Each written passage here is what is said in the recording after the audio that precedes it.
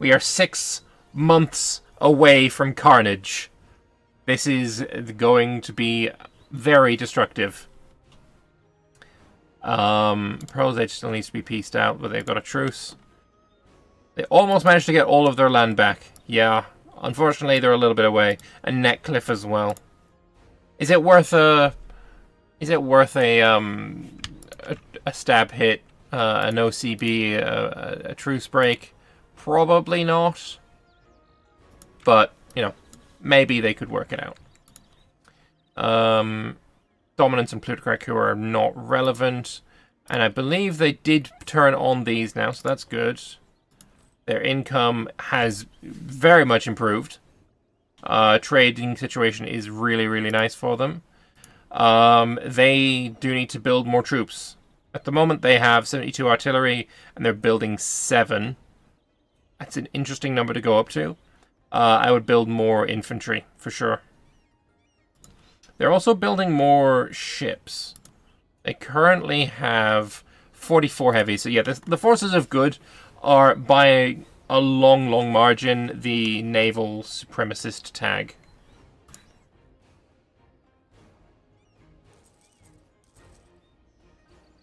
Oh, excuse me. We also have the sky posts here. They're super, super cool. This is going to be very difficult to follow. There's going to be battles all over the bloody place. And we have, yeah, the Golden Dragon Empire is going to garrison Rahanraj. Because it looks like Infernal Host has actually played their hand, right? They can't see them, but Rahanraj be like, yo, I've got a lot of Infernal Host on my border. You need to come garrison me. So that is exactly what Golden Dragon Empire is going to do. How about... Let's have a look at Infernal Host. Infernal Host actually started as Varamha. And for quite a lot of the game, they'd actually been relegated to the Infernal Bastion and Agrodos's dumping ground. We've got... Yeah, they're just... Okay, so my worry here is, yes, Infernal Host has a lot of troops.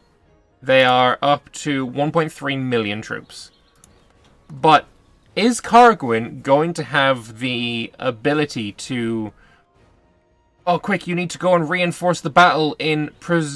I should choose a better province that I can pronounce. You need to reinforce the battle in Granad, right? Go reinforce the battle in Granad. And he's up here like, but I'm trying to reinforce Tazima. And then Rombenya's like, quick, I'm being attacked in frickin' Gizan. And his attention is going to be in so many different directions that while he has the strongest army, I don't think anyone is capable of doing that.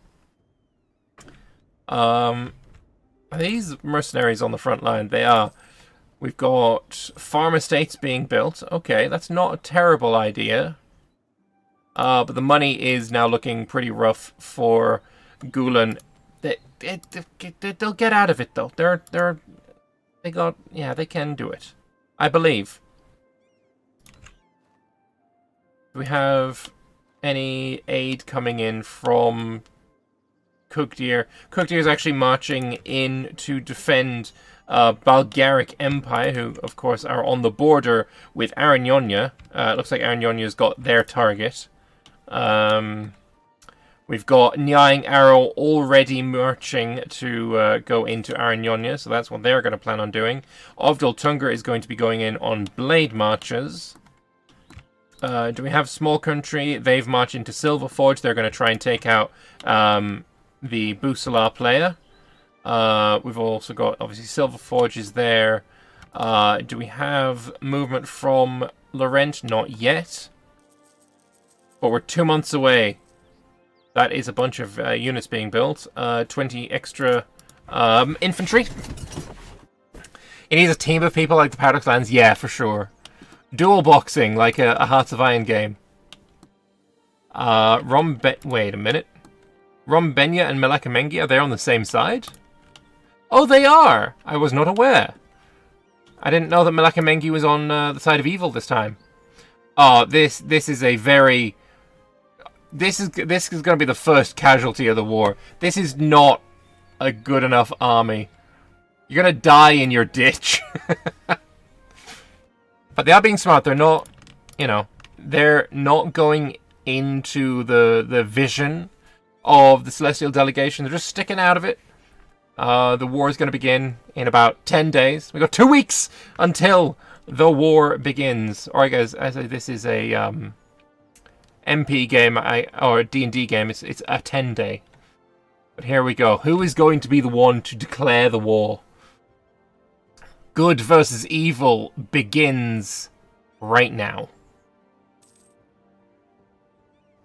Or it should begin right now. The war... The war should... It's right now.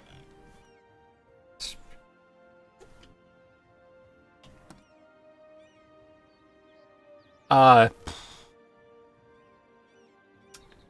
war. It's right now. No, it's paused. Okay, maybe the pause is what is... We're gonna... It was time 18 days ago, but yes. Alright, I just want you all to watch the human players list on the right-hand side, because I feel like it's going to be quite vile soon. I'm going to turn my face off, just so you can see the entire human players list. I hope to see absolutely every single one of them turn red, sorry, blue, at the same time. That would be very, very cool.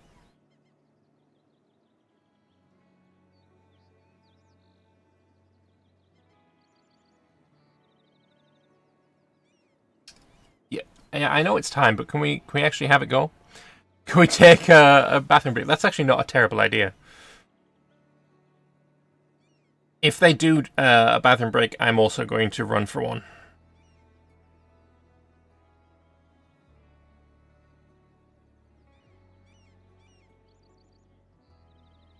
Can he be answered? I would like him to be answered.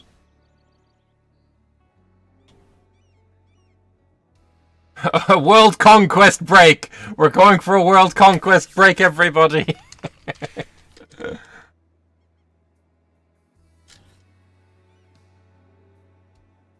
Probably taking a long time to select everyone's co-collision. That's a fair point. That is a fair point.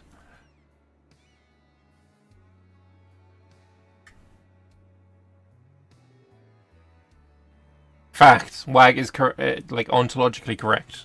It is a fact. Ender's Ditto is going to be doing a 3v1. Basically, yeah. Golden Dragon Empire might need to go and help him out.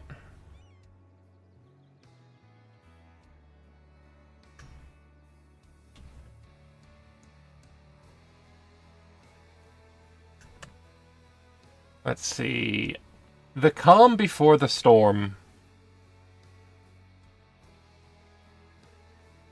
This is going to be brutal.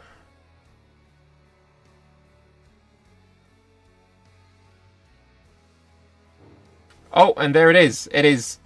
Oh, the blue flames! Look at the blue flames! Look at them go! Look at them go! Oh, that's beautiful. Come on, we got more people that need to accept the calls. Accept the calls, people.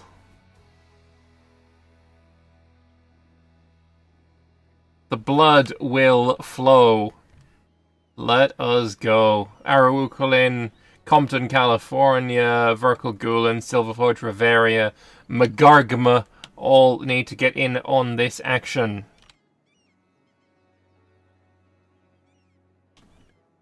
That was great. Oh no, my chat's disappeared. I need to repopulate it with new chat. Oh boy. Oh, somebody has immediately done scrying, and now Celestial Delegation's probably like, I'm in danger.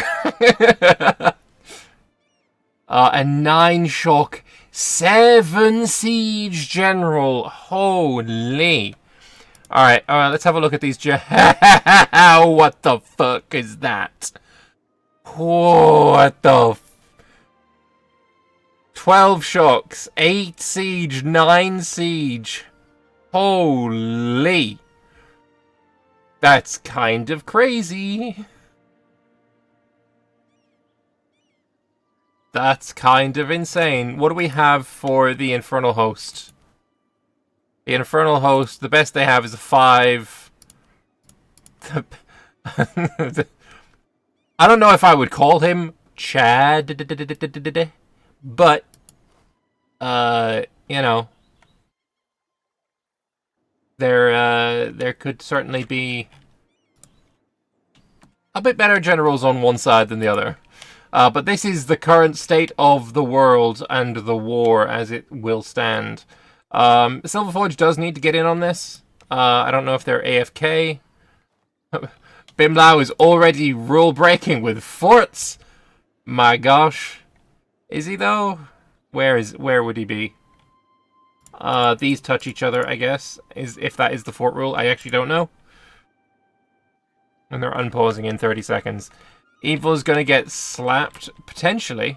Actually, we should do a quick poll, a thing. It's on my dashboard. We'll do a betting thingamabob. Where is it? Prediction. There we go. We'll start a prediction. Who will win the DevClash?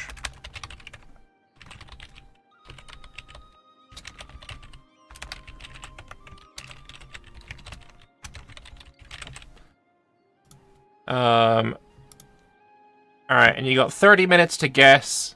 Let us start the prediction. There we go. Put your votes in. You can also add, you can bet your channel points, and if you win, you get more channel points. Is how I believe it works.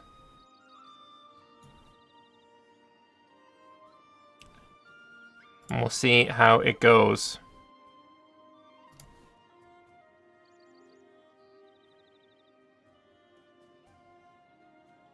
Morally speaking, the Infernal Host used to be elves, so they are on the wrong side. That is a take.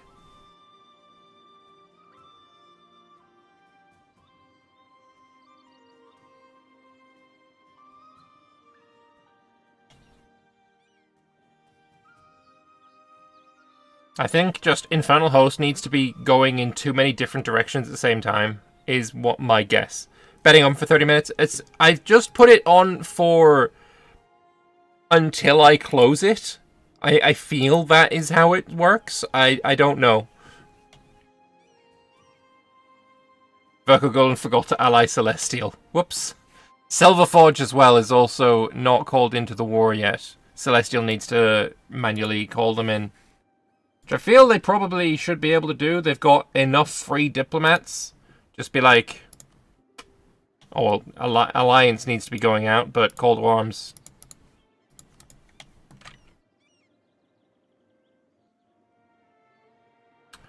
Carguin in South Raha needs to delete some forts as well, apparently. Yeah. These three are... Oh, 4 in a row. 5 in a row, all touching. Yep, that needs to be fixed. You can't spend points you don't know. I have no idea how prediction... I feel like predictions used to work that way. Maybe they've changed it, because I don't actually see it now. How do you form the Infernal Host? You can't at the moment.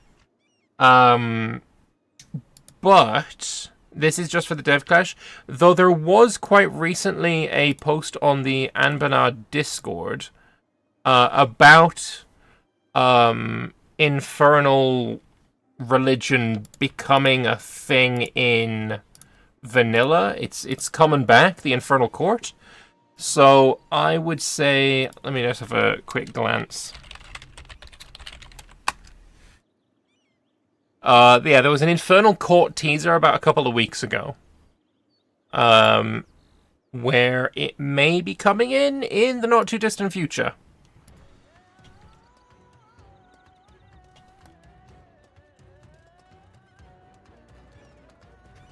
Yeah, I don't know about this one. I feel like my personal prediction would be that the Celestials are going to win. I'd say maybe a Ruwukalin should have been on the Infernal side as well. And maybe Blade Marches.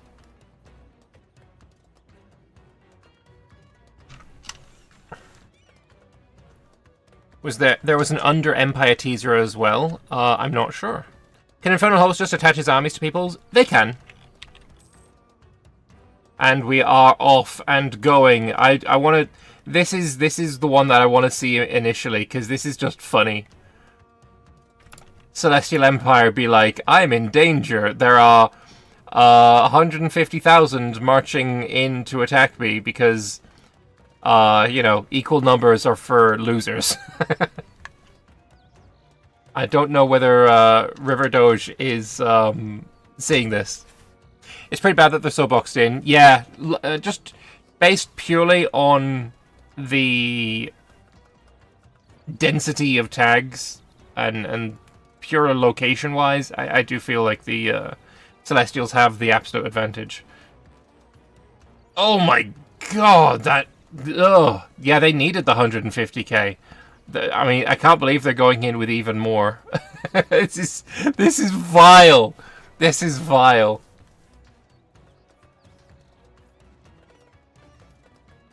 Oh. Yeah.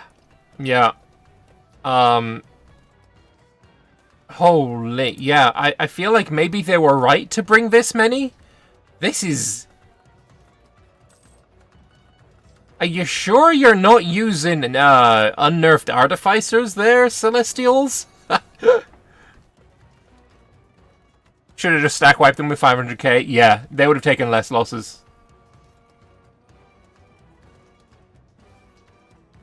But the Celestials now have cannons on the front line. So it is merely a matter of time. The fact they had to bring in, 400,000 troops is insanity. Yeah, and stack wipes. Holy damn. Alright, these Celestial troops are actually ridiculously good.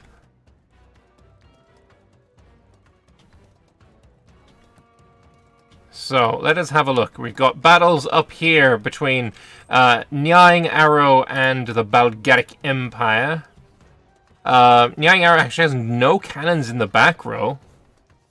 That's not good. But they are also really good artifice infantry, so they kind of didn't need it. We have another battle going on here. Bulgaric versus Aranyonia. We've got Nyang Arrow marching north to go and attack Rivarian troops, I imagine. They're retreating, but not doing too much. We'll see where they manage to go from here. Aranyonia pushing in quite... I say quite deeply, but it's only one province in. And they're just going to get absolutely rinsed. I think if you are on the Forces of Evil, you're not going to have a good time. I don't know whether you would want to play more aggressively or more conservatively. I feel like Zabuton Diask is going to not have a good time. Of course, they're pushing in, they're doing well, they're marching down through the desert, but I feel like as soon as Gavin, Greg, and Magarkama wake up, they're just gonna get rolled. In Rahan Raj, we have a huge battle here between Wanzia and the Kobolds, and it looks like Wanzia is gonna get beaten, though they're doing really nice casualties. Really nice casualties, because Wanzia is one of the strongest militaries in the game, for sure, especially in the shock phase. If they had just more troops, maybe they could have done something more. But they're going to get absolutely reamed from multiple angles here. They need some support from the Infernal Host. Speaking of, not the Infernal Host, but like other people that aren't them, I've got a battle going on between Rombenia and the South Sarhali. And I don't know who I'd say is winning this one. Let's have a tag on to Rombenia. Again, these troll military units are just fantastic. and they will do absolute work against humanity. And there's a lot of reinforcements coming in as well. I don't think... Please don't overstay... That's a bit of an overstack. It's not necessary just yet. You got 52k reserves. What I would do is drip feed in rather than just spam in. But high stress situations, it is very easy to just send them in and don't care about them. I can't care about them right now. They just got to go in. That's always a very big... it's an easy way out, let's say. But now all of their troops are in. They're just going to get out-moraled when more troops come in on the other side, if they get in there in time. But we're about to have some cannons on the front row. There's 30,000 reserves. Can he get reinforcements in before the morale falls off? I don't know that he can. We are getting reinforcements in, yes or no? Yes, I think the reinforcements did just arrive. There's no cannons in the back row now, and it is purely the, nothing. They're breaking. These 35k, if they arrive in time, they do arrive in time, but they're just immediately going to be under the assault of all of the forces of Rombenia. This battle really could go either way. There's more reinforcements for the south, but the northern troops just slapped so hard. There is 4,000 troops on the front line, and they retreat. These reinforcements came in too slow, and now these guys are going to get absolutely demolished as they attack into forces far larger than they are able to deal with. It's a good job that the Katyalshar troops came in first, because the 25k would have just got insta-stack wiped, because there was more than 250,000 troops. They're still getting insta-stack wipes, but they did a little bit of damage on the way out. I feel like proper reinforcement timing would have won the day for the South Alessi. Sarhali, even. They're life draining. Oh, that's dirty. That is very evil, of course. Let's go back up here. We've got another battle going in, and now Bimnyao and Infernal Host are, taking part. They are going to defend Wanzia, and with these extra reinforcements alongside the Wanzia quality, this is going to be a lot closer of a battle. The numbers are certainly on the side of the Rahan Raj and Golden Dragon forces, but quality-wise, Wanzia has them beat by a long margin. And actually, I feel like if Infernal Host still has their crazy modifiers, which we'll check out now in a moment, then maybe they actually have they still have Infernal Blessing. Maybe they've got the quality advantage. But we'll see on this. The Kobolds, I love their models. They're so cool. They're marching in to aid. They look so small next to the bloody Minecraft, though. It's crazy. It's David versus Goliath, but I don't know who I'm rooting for in this. David or Goliath, take your pick. You might want to reinforce that. That's a breaking front line right there. The morale is almost out. 0.05 morale, 0.01 morale. And the reinforcements get in. That was clutch. There is no cannons, though, on the back line, so the casualties are very much one-sided. Now it's the south that need to invest in reinforcements. There's 71,000 coming in. We're at 0.22 morale, 0.16, 13, 0.09, 0.7, and the reinforcements get in. And once again, now it's the north that need to reinforce. This is a very back-and-forth battle, and it is really anyone's game. There is more reinforcements in the south to go in. More cannons could be used, unless there are reinforcements. Okay, there are some reserves there. And the north are breaking. They've run away. That is a battle won for the south. Absolutely disgusting levels of carnage, death, destruction, and mayhem. We love to see it. Let's have a look elsewhere. The Infernal Host are just very nonchalantly and lazily marching into Praketa, and Praketa is doing... They're having a nap, don't even worry about it. It looks like the Kartaket is making sure that this AI of the Host of Envy does not take any part in the war. That is good for them. Let's have a look. The Host of Malice, of course, completely isolated with Busla in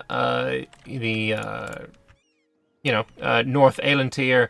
They did have the third largest army, but they're AI and they're a bit stupid, so I don't know if that's really going to be doing much of anything useful. South Elantir, sorry, seems to be a little bit more balanced just color-wise, but this is a player and these are not, so I feel like that's also probably a foregone conclusion that the host of Sloth is going to be defeated. Let's have a look. We have more battles going on somewhere. Remember earlier I said that Busla was not long for this world. They are far too isolated. This is what happens when you're isolated.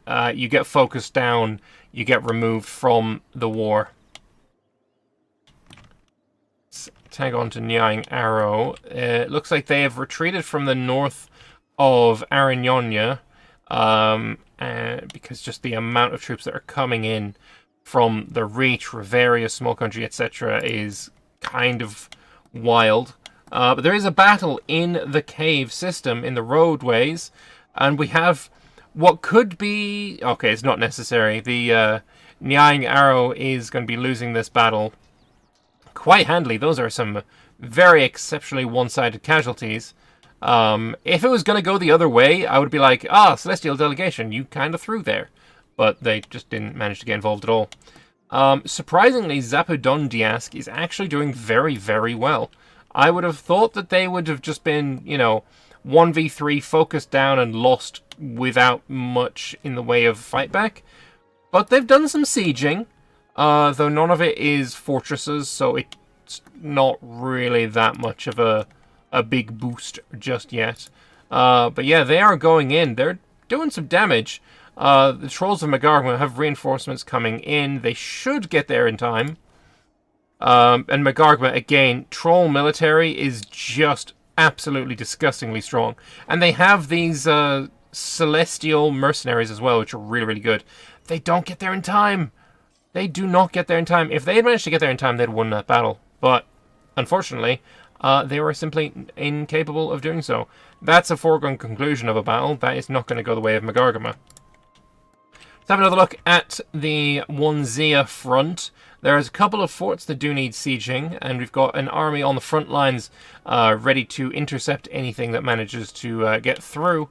But fortress-wise, definitely the Golden Dragons have pushed a little bit further into Wanzia, but at the cost of sacrificing southern Rahanraj. This is quite a lot of land that has been sieged so far, and really the big thing that all tags need to be doing is trying to remove players from the enemy team. Full siege Rahanraj, they're no longer involved, and I think that is pretty much what is happening with Busla, who is trying to fight back. They have crossed the strait into Lion's Pass, and they are trying to defend themselves. I do not think, though, that they are going to succeed. They need to basically escape to Ebethil Island, and await reinforcements, because the mainland is very, very lost.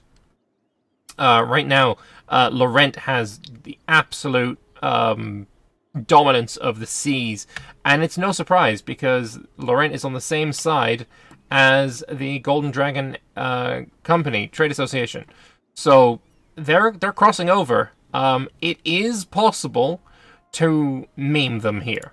I think they made a mistake trying to fight in Lion's Pass. What they should have done is allowed a certain amount of troops to cross, march over, attack them, and then when they try and reinforce, you just drip feed out little bits of your navy. They will die, of course, but the enemy will be trapped and you'll be able to stack wipe them piece by piece. Right now, you're too weak. This is going to fall probably before you have the ability to stop them, and your navy is about to be destroyed as well. So the opportunity is very much past on that front.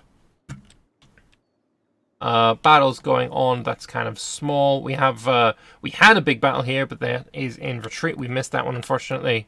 Another battle in the caves, and it looks like Nyang Arrow is actually trying to push into Kugdir, which is not something I expected. Do we have a Scorched province here? We do, which means, I mean, you're the one that owns this province, so you're not affected by the Scorch, but the enemy are. They're slower to reinforce. We've got Reveria coming in as well with their sexy troops.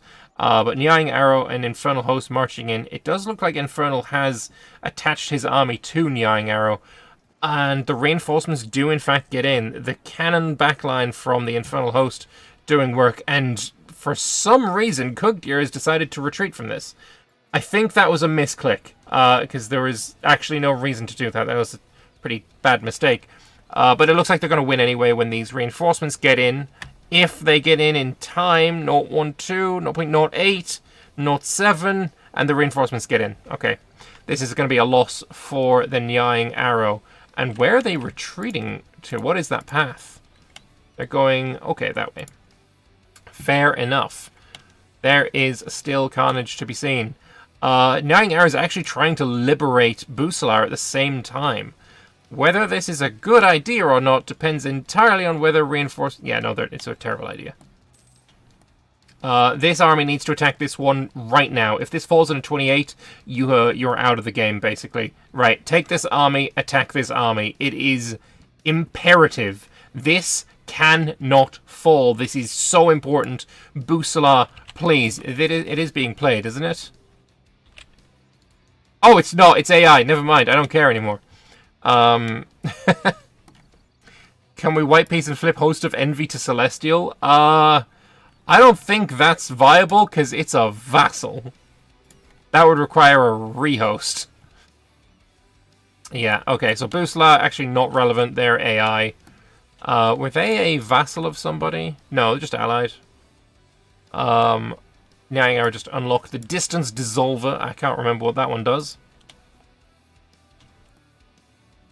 Oh, this is actually a fort as well. I was not aware of that. Where else have we got fights? Let's go and have a look again at Wanzia. They're actually pushing out into the Golden Dragon Empire. I would not have expected that. And it looks like the Rawukulin is being held off by, honestly, just a paper-thin force. Okay, this is also very interesting. On the side of good, we have quite clearly got scrying set up. Everyone can see everything. However, if we flip to Wanzia, they can't see. There is fog of war. Scrying is not set up on the side of evil, and scrying is huge. This is also a really terrible time to do a siege here. I'm not sure what they expected, but they just got deleted. That is a player. Yeah, that was a pretty bad mistake there. Battle going on here, and it is being reinforced, but far, far too slowly. That Celestial delegation with a 6-10 ruler. My God, that's going to be another stack wipe. Like, without a shadow of a doubt. Yeah, these Celestial generals is just crazy. A battle going on up here for the fate of Zabu Tondiask, and it is not going to go the way of Zabu Tondiask. Look, I pronounced that perfectly, don't even worry about it. Looking at the casualties, they're dealing more because they're fighting kobolds, but there are far more kobolds than there are of humans. And it is not going to go the way of Zabuton. They're going to die. They are going to die very, very swiftly, and all of the gains that they made is going to be wiped out as they're pushed back, and they will be full occupied. It is guaranteed at this point. They did not get enough support from the Infernal Host, but then when you look at what the Infernal Host has available to support with, there isn't enough. Paused by Susurrus, Busala's internet died. Oh, okay, so it may have used to have been a player. That is, okay, so that might be why it's AI now. Fair enough. I hope you guys are having fun right now. I certainly am. I think these late game player wars, especially the entire world being involved, is actually so fun. Who's winning? Right now, the Celestial Doodad people, the Celestial delegation side, is losing by 2%. What even is... It's a show superiority war. Nobody's won enough battles. Right now, I can't even see from battles because it's way off the end of my screen. But, yeah. I feel like we can see a bit of a disparity here, right? These guys can't see this. Only I can see this.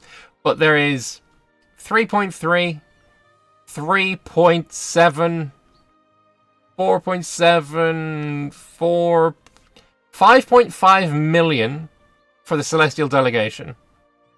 And we have... What's that? Like 3 million? 5.5 million versus 3 million. Casualty-wise, they have lost more.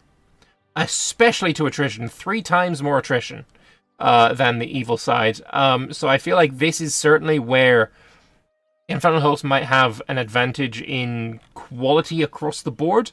Though I think the individual strongest army is Celestial Delegation for sure. They're at minus 60 versus the Infernal Host individually, which is kind of crazy.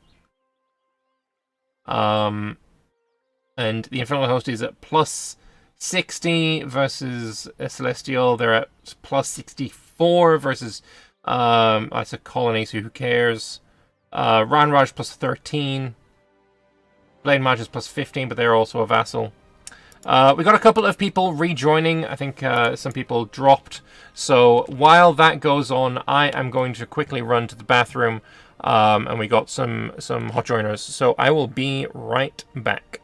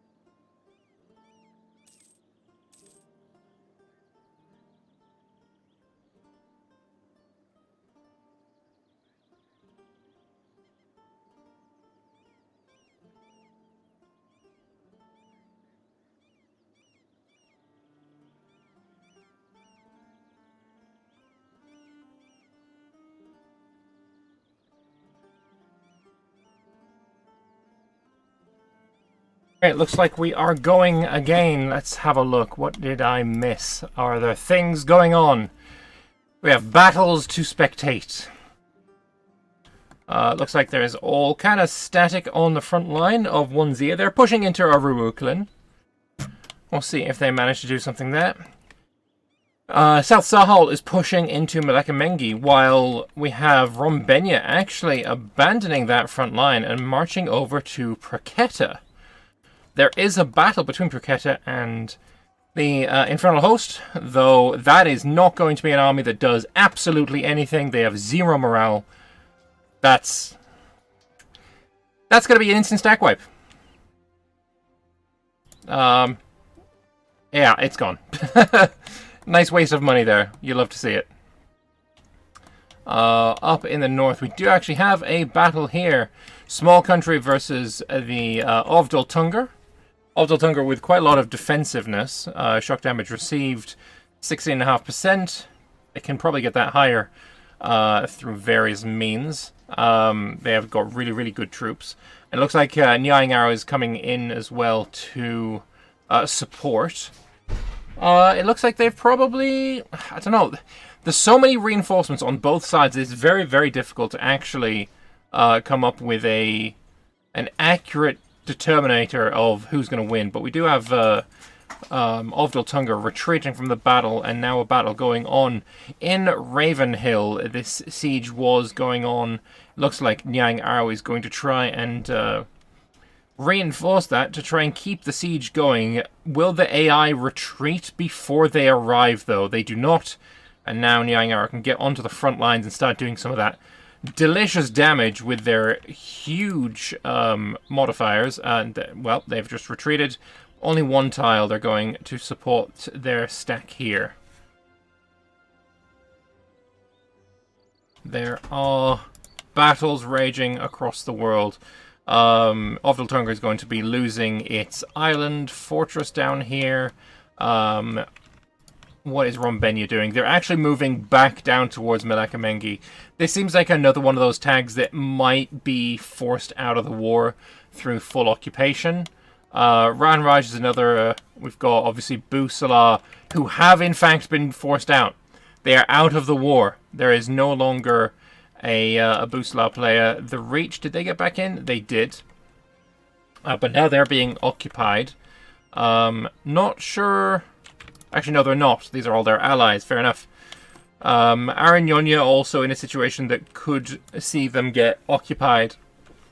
Really, the forces of good should probably be trying to force their way through Arc Corvur and cutting off the reinforcement route from the Deep Woods to Aranyonya, and then Aranyonya will just be completely overrun.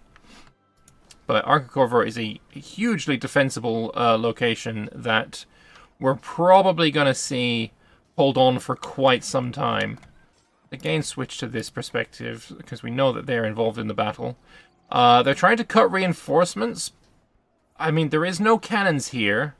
So if there was some cannons in Jajobin's end, maybe there would be some benefit to, you know, preventing these small country troops from getting into the battle. But really, these guys could just walk around through Glade March to get into the battle.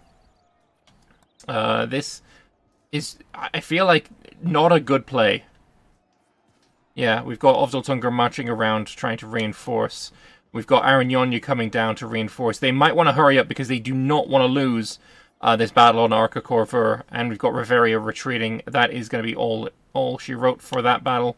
And now Jajabin's End is also going to be a lost battle for the forces of good.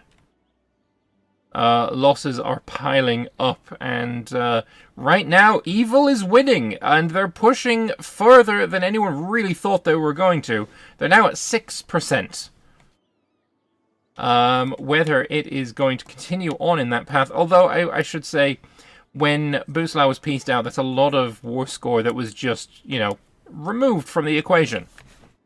Evil is currently winning, and I apparently pinned a comment. I was unaware that I did that. I want to see my prediction. Where's my prediction thingamabob? It's gone. I've lost my prediction. I don't know why your message was pinned. Maybe it was an accident. Probably an accident. Golden Dragons are blockading with quite a few troops here. That seems like what they're doing best. The defense now of Nyang Arrow is commencing. He's going to need some reinforcements to hold this with 120,000 extra troops coming in. Do we see anything? Ovdal Tungur there. He should be screaming at Ovdal Tungur to bring these troops in to help, because if this land is lost, it's going to be very, very tough to get it back. Reinforcements did get in there in time, even though we probably do see that this is scorched. It is, so they're marching in, and they're a lot slower than they would otherwise be. But even though these are much, much stronger troops, there's not an infinite amount of them, and we see the cannons are starting to retreat. The front line is beginning to break, and I believe we are going to see a loss for Nyang Arrow.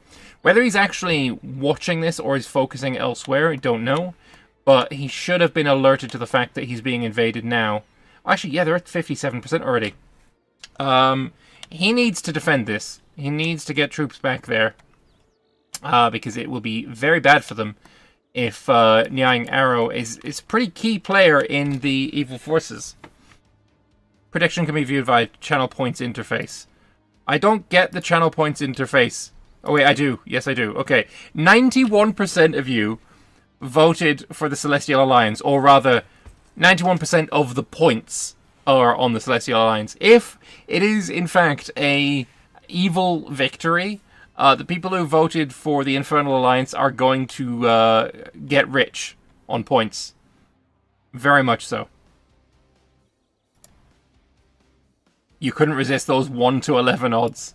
I mean, put a small amount on Infernals and, you know, if you lose, it is what it is. If you win, though, you win big.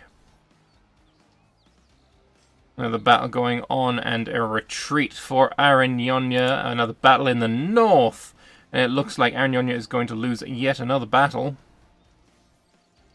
There really is just too many numbers for evil to deal with. 92%. Are we going to see... Are we going to be able to see this actually be defended? There's 50-day siege ticks. They will be able to get in there with an extra month tick of reinforcements. Get a leader on here right now. The best, honestly, put this 6-6 there and attack them in November. There it is. Do we have the 6-6? We do have the 6-6. There is the reinforcements. You shift, consolidate, and you get in there, and we are going to see what Seb can do here. Is he going to be able to defend his territory? He's got reinforcements. More troops are being made as well that can go and reinforce. Are we going to see defense here? We've got 41,000 reinforcements coming in from Kugdir. Is it going to be enough? I feel like maybe it's going to be enough for Seb to hold with just this amount. He has got really, really good troops. I think these cavalry having the extra 2 fire pips, a bunch of his infantry, I believe, are artificers. He does, in fact, have insufficient support, so he's got military tactics penalty. He just needs to get more infantry in there to reduce this penalty, or the cavalry to die. Oh, and they've run away. They've run away before these reinforcements get here. Will they get there in time? They're arriving on the 14th and the 15th. Will this battle be over by then? I think it will be. And it is. And these troops are going to be in for a world of hurt. Had Gulen not retreated, I feel like they may have just arrived in time.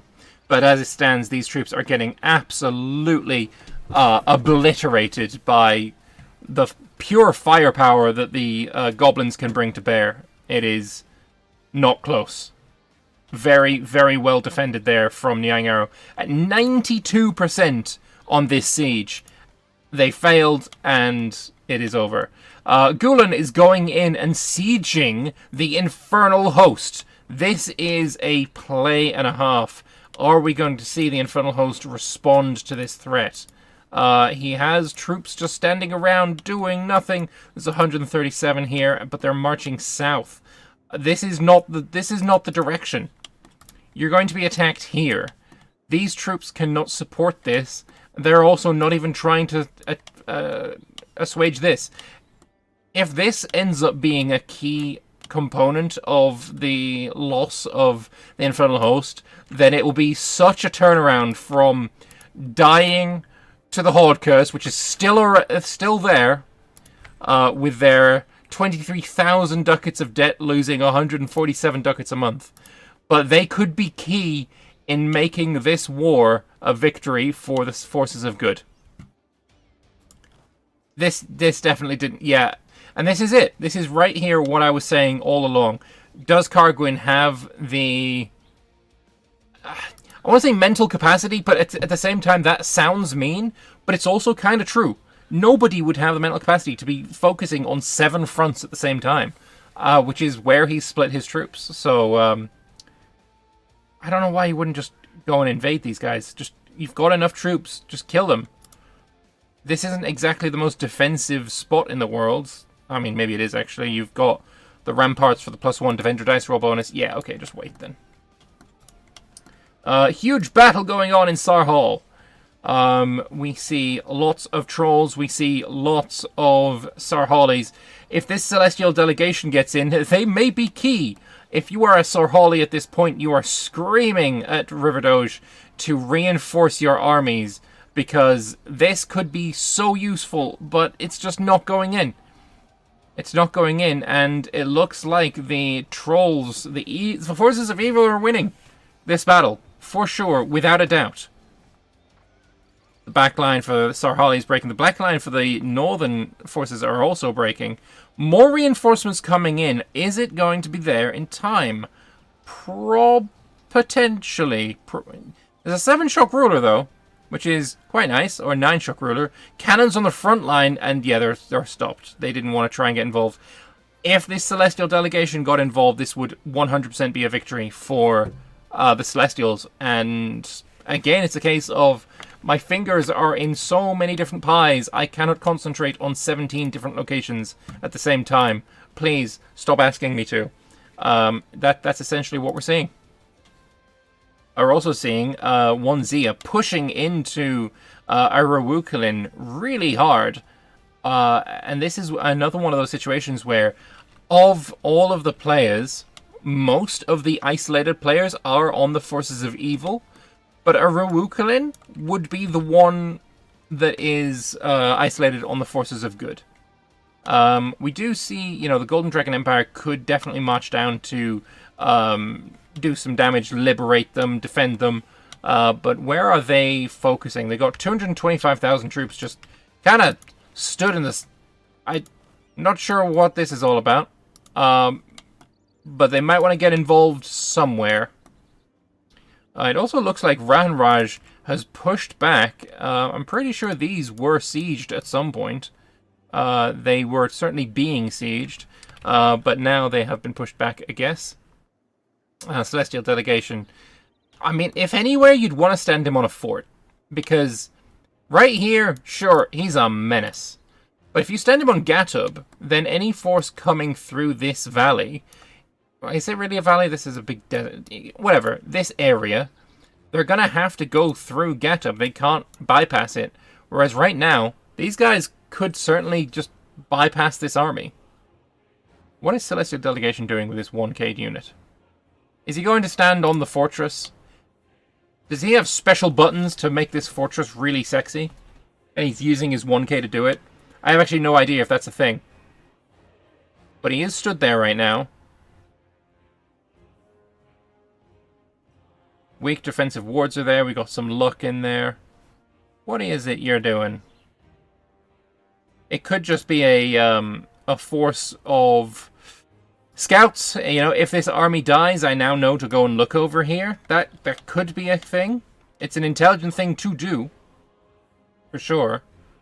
But whether it pays off, we'll see. Let's go and have a look again at Nyang Arrow, and once again there is a huge battle going on in the caves. And once again, the amount of damage being done by the goblins is just insane. They are once again trying to siege Gorod 2. And will it fall this time? more reinforcements coming in. It's a fairly large force being sent to... Really, I wouldn't imagine that'd be too much effect, right? There is a lot of Kugdir, and you're not going to be... You could spend a very, very long time trying to siege it all down. A very long time indeed. We got a battle coming up here. It looks like maybe it is going to be the case.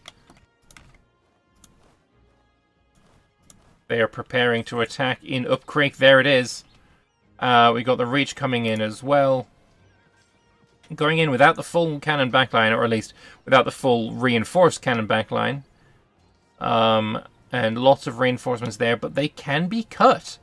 If there is enough of a will from the forces of evil, they could cut this battle off and just win it if they time their battles right. Dame's Tier Meteorite, that's some good fortune, I guess.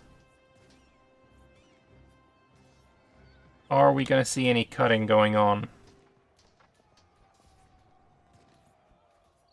Ditto and Ice Scale having... I think that's the Zappadondiask over here. They're going to World War I each other. A cut was maybe attempted, but it's too late to try it. Are we going to see... who? I don't know who's going to win this.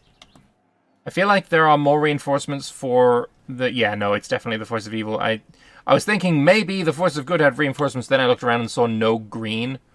There's a little bit of blue, but these guys are just sitting around getting some reinforcements, I guess. Let's go and have a look at this World War I.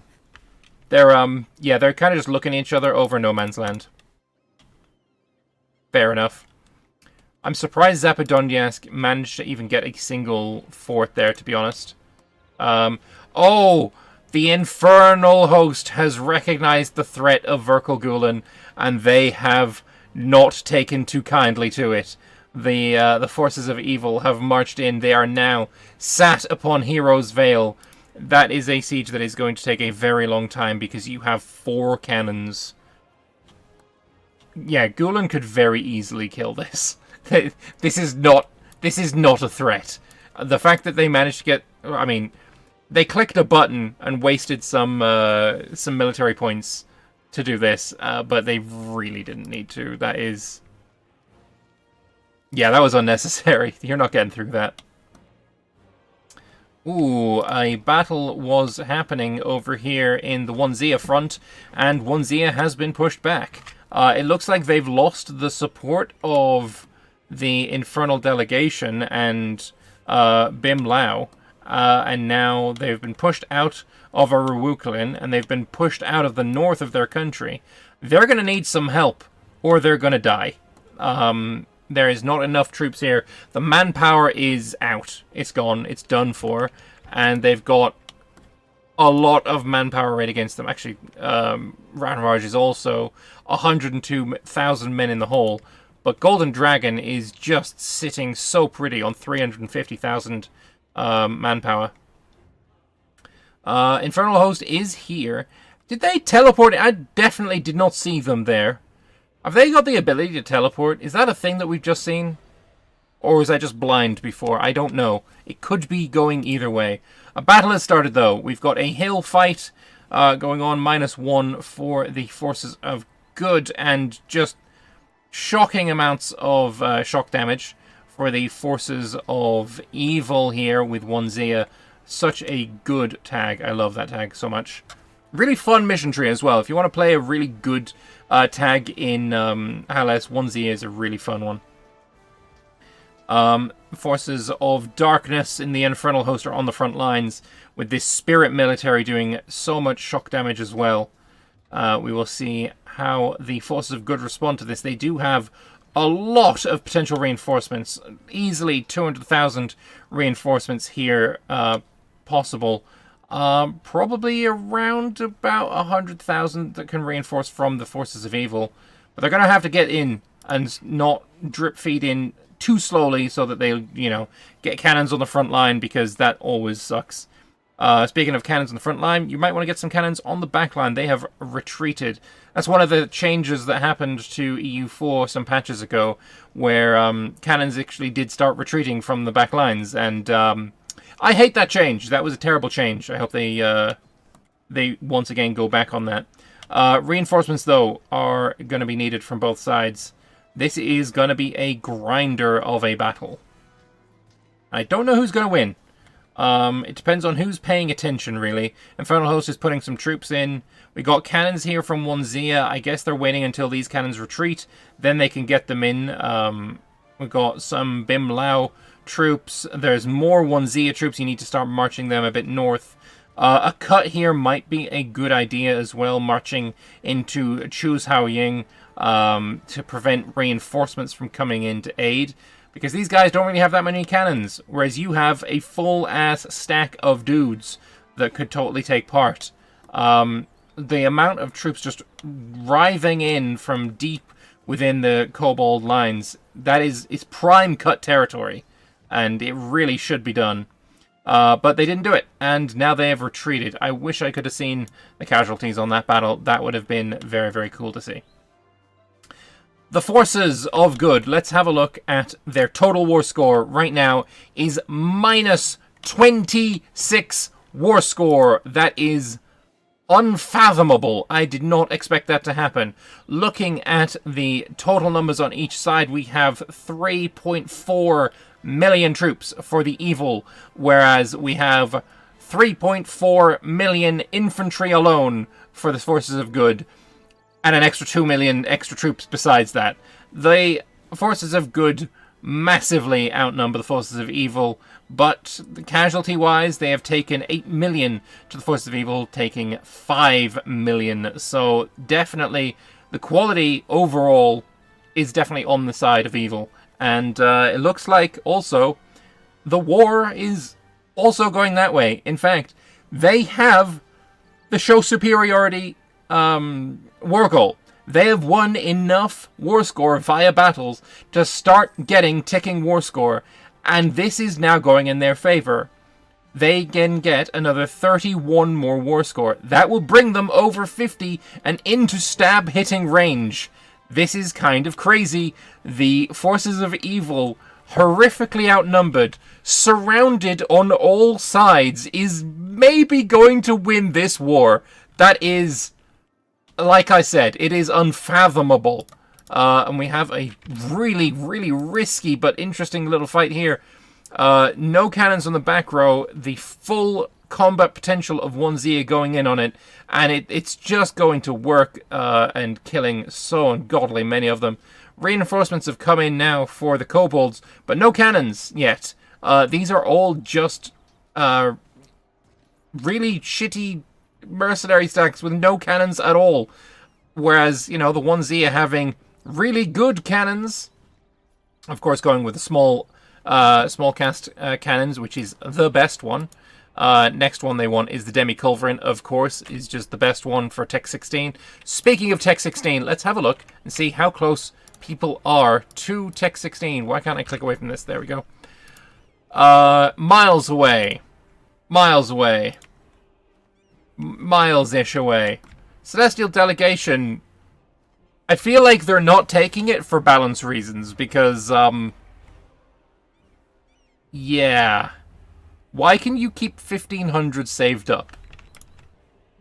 What is it that's meaning you can keep 1,500 saved up? I hope they don't take it, because that would be very dodgy. Oh! A battle in Segdir! As I was saying all along, it is very, very easy to defend a dwarven hold if you are determined enough. But those evil guys are kind of strong. They are kind of strong. They do have the +1 and -2, so they got a +3 to defending here. So they're going to be doing so many more casualties than the forces of evil. Or they should be, but damn, they're really not. This 40,000 really should have been over here. That may have swung it for you. Not embraced institutions? Has he not?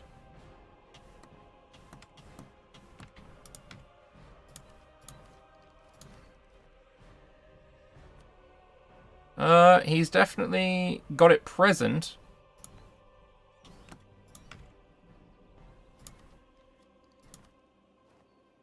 Yeah, no, I don't think that is the case. I think,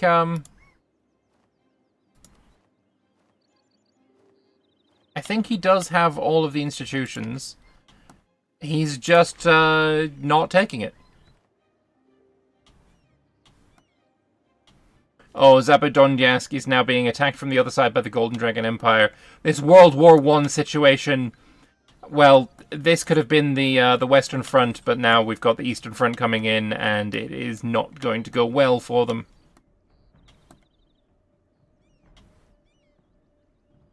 Looks like Seb was once again pushed out of Gorod 2. Where else have we got fights and battles and carnage going on? Looks like a front line has somewhat been established up here. Arca Corver is probably not going to fall. It's just such a very defensible place. 122 fort defense. There's a +1 dice roll for defenders on a mountain. So you're looking at -3. Plus if you manage to be unlucky enough to attack across a river. So you'd need to be going from one of these two provinces. We have the Blade Marchers trying, though.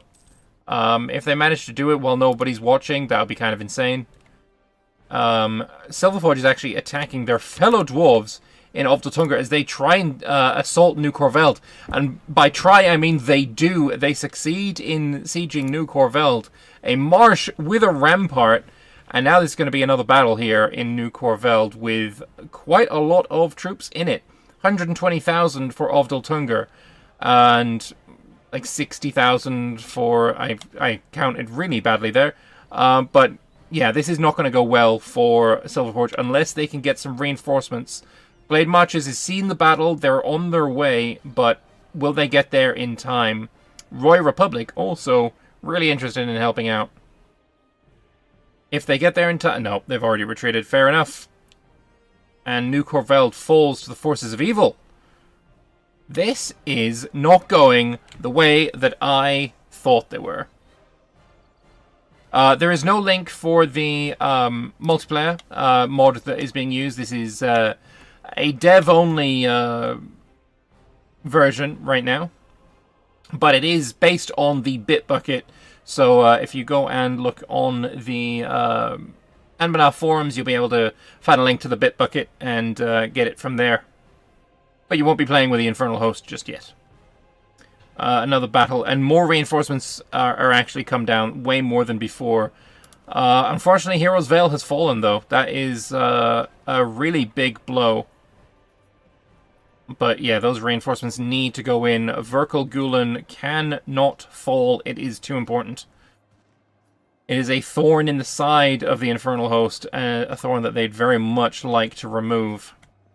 I assume it was Scorched. No, Verkal Gulen really needs to scorch their capital as well, just so reinforcements take that much longer to get in, and you'll have a much bigger advantage there. It's unfortunate though that there is this going on. I feel like Segdir is going to fall, but the fort placement here is phenomenal, right? Just imagine you are the Infernal Host. You manage to siege Segdir. Great victory. Congratulations. You then march to Stonewall. From Stonewall, you've got three options. I can go to Dwarverod 33, I can go to Stonewall here, or I could go to East Hollow. You choose one, you get attacked there on a -3? Yeah, -3. You can't reinforce it because the dwarves have also gone and stood in Segrod. You do the same here, exactly the same situation. You do the same here, and they can march through. This is super defensible terrain. The ability to cut reinforcements is second to none, really. So incredibly important to be able to cut reinforcements when you're defending the dwarven areas. I am scared of the Infernal Host quality. I did not expect this battle, firstly, to still be going on, and secondly, to be a victory for the Infernal Host. This quality is insane. They have a +5 in the shock phase, and they are still going to be losing to the Infernal Host. This guy's going to do nothing, though. This is nothing to worry about. This is, well, actually just got a tick of reinforcement and morale. Mikey, thank you very much for the raid. I really appreciate it. Thank you so much. Yeah. That is crazy that the Infernal Host was able to win that. That is actually crazy. What Verkle Gulen needs to be doing right now is, yo, Celestial Empire, I need a 50k stack of yours here, right now. This is super important. I need it. Send it to me. This one right here. Get into these caves, march through. I need your help. Speaking of help, we have a battle between 1Zia and Rahan Raj that looks to be going 1Zia's way once again. This is such a powerhouse military quality for the forces of evil. It wasn't expected. I thought this was a foregone conclusion. This looks like a foregone conclusion, but it just isn't. It just isn't. Nukor Veld has another battle, but I don't believe it's going to go the Forces of Evil's way this time. There are just far too many troops from the Forces of Good that are arrayed here. Unless they can get some reinforcements, and I don't see any on the way, they're going to be able to hold off, do lots of damage, but in the end they're going to be defeated. More battles going on up in the north as well, and a huge defeat there for the Forces of Evil. Are we going to see reinforcements coming in from Nyang Arrow? It does not seem like they're on the move. A stack wipe in Callan Hall as well is very dirty. Forces of Good pushing into Aranyonya. You love playing blade matches when you play Anbennar. It's one of the countries that I have not played because I'm not a massive fan of their flag. That's kind of the only reason, if I'm being honest. That flag is white on white. It doesn't do anything for me. I'm very petty. Let's see. How is Sarhal going? Sarhal, the Forces of Evil are pushing in, and once again, this Celestial delegation just sitting here. At least they're on forts now. That is a vast improvement. Are they on the fort up here as well, or are they still sitting? Oh, they're not. Hi, RiverDoge. How are you doing? I feel like you can hear me. Also, I don't know why. Well, I do know why. My camera is gone really dark because it's sunny now and there's a lot of light coming in from behind me. So apologies for the darkness of my camera. I can't fix it without closing my door, and if I close my door, I die of heat exhaustion. So, yeah, there's that. Whether it's hello... Okay, it's either hello RiverDoge, you're in chat listening, or it's hello like Merlino. Who was in chat earlier, so maybe that is the thing, and he took my advice and demanded the help of the Celestial delegation. Certainly could be the case. Right, where else? Let's have a look at South Island here. We haven't looked at here in a while. It looks pretty natural for an AI versus human war. There's humans in various stacks, and then there's many individual tiny crap stacks for the AI. Yep, that looks pretty natural. Host of Malice being invaded by... Who is this anyway? The Golden Dominion. This is AI versus AI, and it's going as well as can be, helped. Verkle Gulen, have you fallen to the forces of greed? Yeah, no, this happened a while ago. No, he's actually out of it. There is no more... Oh, shit in hell. There is no more Horde Curse, but what there is 69,000 ducats of debt, which is certainly not that good. We have... Celestial delegation, maybe they've attached their army to Verkle Gulen's. That would be a smart move. Let me just have a look at that. Are you attached? You are not. You need to attach. Which means that Verkle Gulen needs to make one of their armies attachable. And that would be a very smart move as well. There are so many Infernal Host troops here that can reinforce. This army, I mean, Gulen can hold for a little time. You know, it's got the defensiveness. These troops are needed here. You cannot lose the battle. Lost battles are bad, and you are almost lost. You are at minus 48%. The stab hits could begin to come in.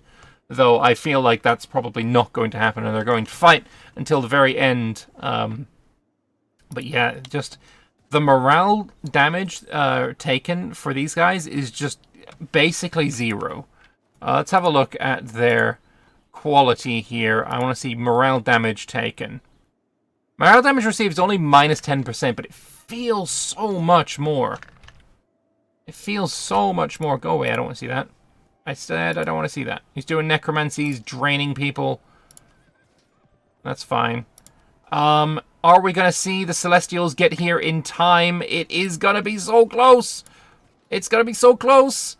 Get away with the magic. They get in there, and the Celestials have taken over, and they manage to repel. Now they're on the retreat. You march over here. This is time to win, and they are assaulting the fort. They need to get in right now. This army needs to stop this assault in its tracks. If they do not, this is going to be very, very... Although I actually don't think they've got enough troops to do it. Go in right now. You can wipe this army. It's only cannons and cav. Kill it. Kill it before these fucking guys appear. You need to attack right now, Gulen. Please. Please.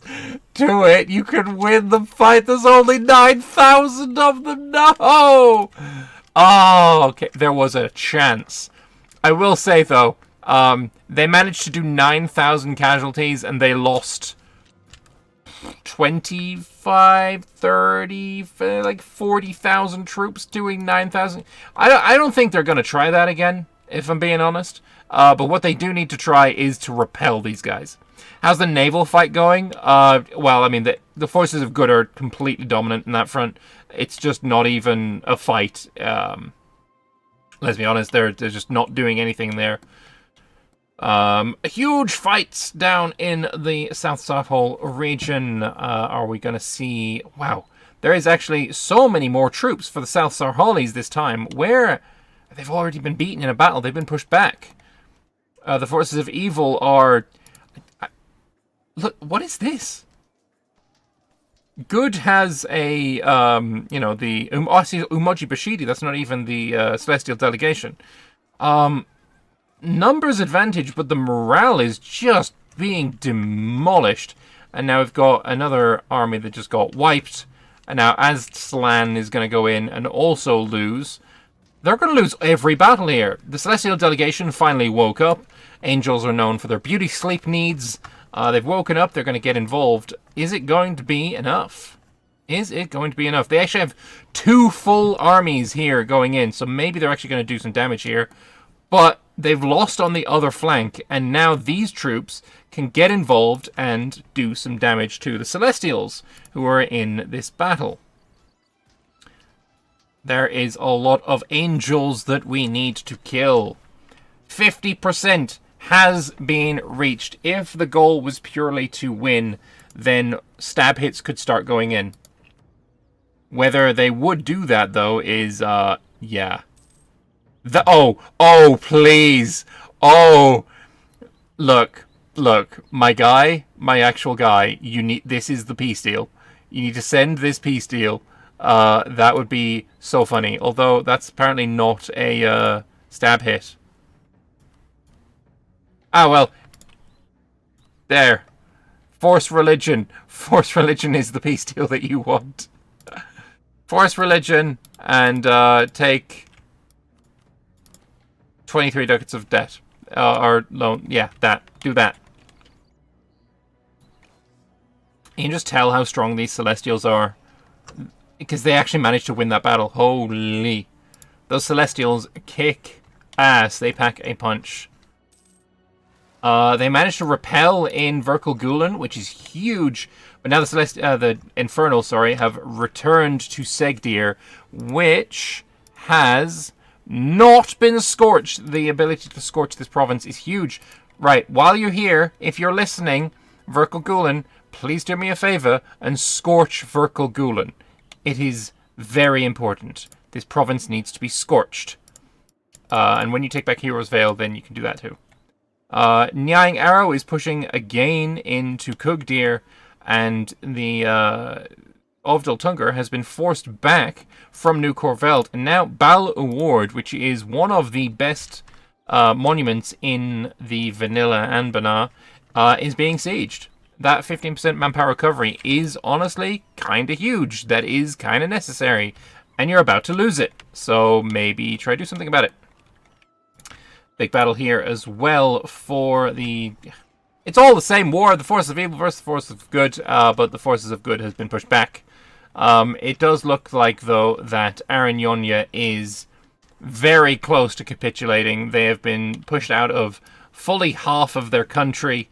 Their vassal is fully sieged, and it looks like this is where most of Nyang Arrow's attention is being focused, purely to keep them in the game.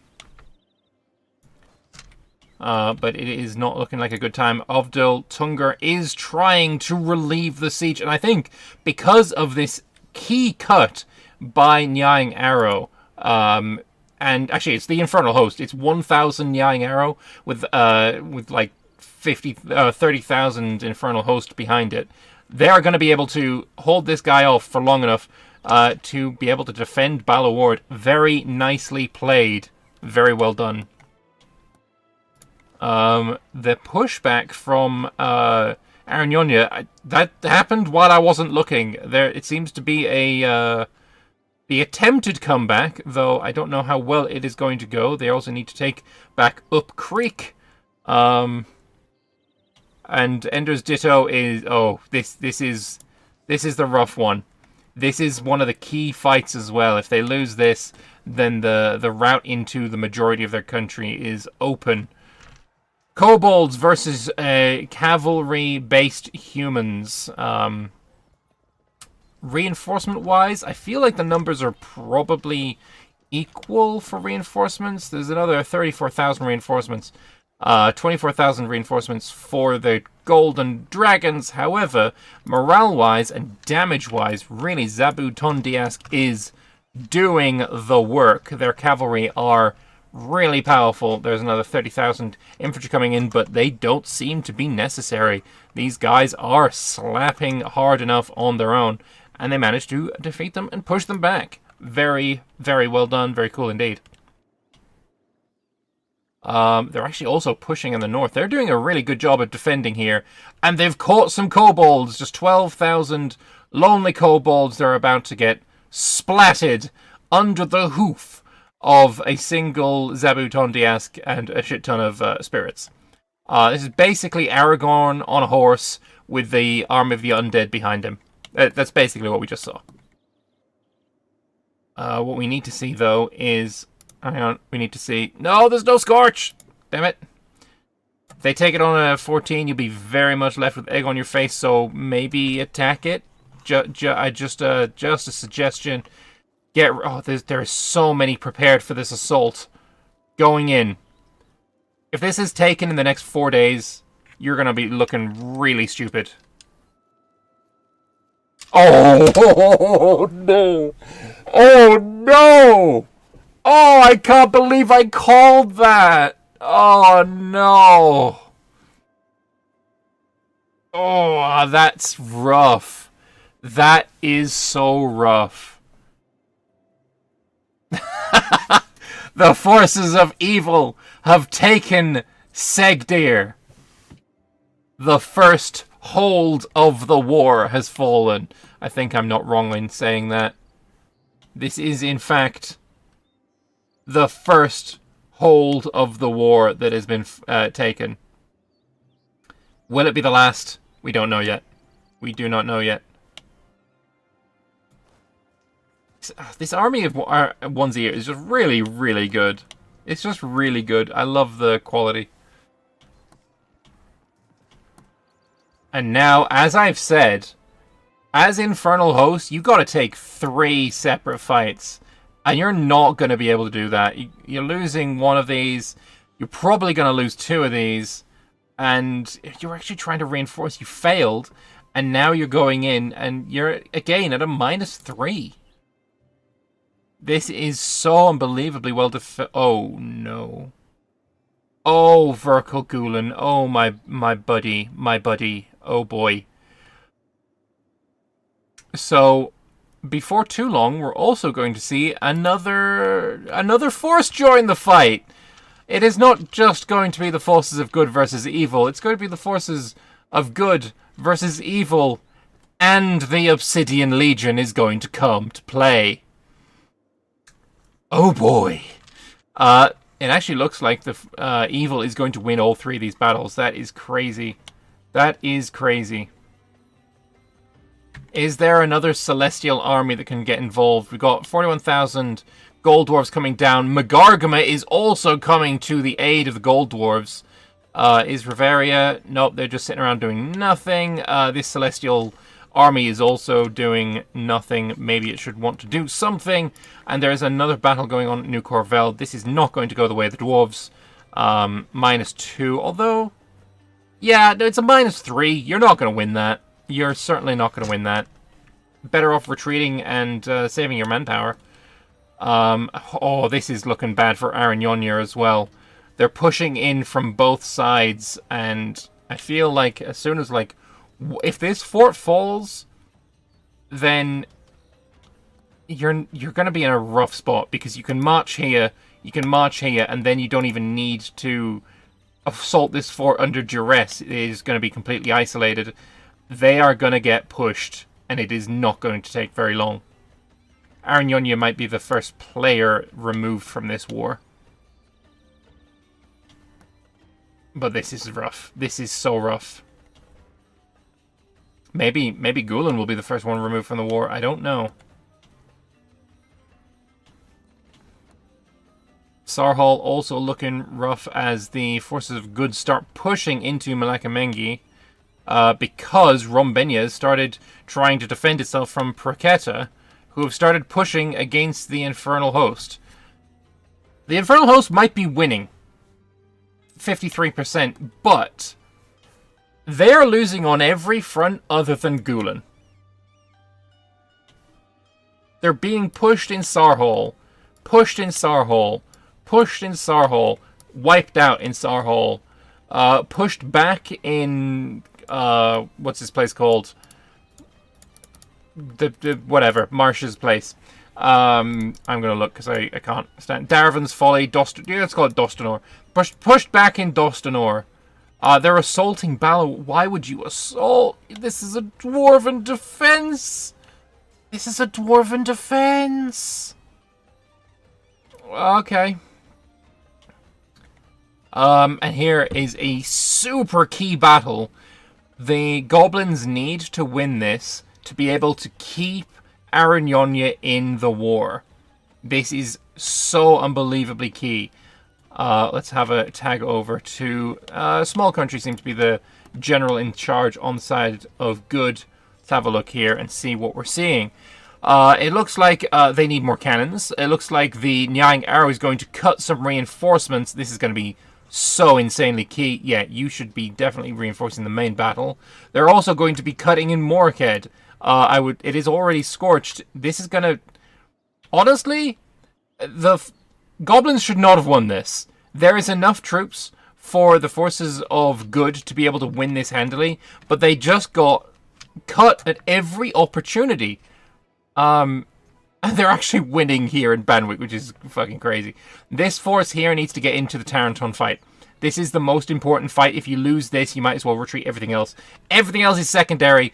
Get your ass right here. What is Bulgaric Empire doing? Where are you going? Oh, a retreat into the battle. Let's go. Actually, so key. So unbelievably key. It's not going to help because everyone else ran away. But yeah, Taranton was the key fight, and you are actually going to lose it. Arignonia lives to fight another day, and that is another 4 battles of victory for the forces of evil, who are now up to 55% war score. They can get another, how much? 6.2 war score from battles. Clicking on that is lag central, so I'm probably not going to do that very much more often. The Obsidian Legion is going to come. We know they're going to come, but they have not arrived yet. They've managed to bring around 400,000 troops to fight the forces of evil, but it's not enough. There is just so much quality on these Infernal Host people. Where are the rest going to come from? It is possible for these guys to go and reinforce this fight, but they have to go through all the caves, come around, and get in there. And, yeah, they got lost again. Crazy, crazy stuff. Crazy stuff. We got battles going on anywhere. Huge one. Well, not really huge, but it's big enough. Going on in Tilsrashok.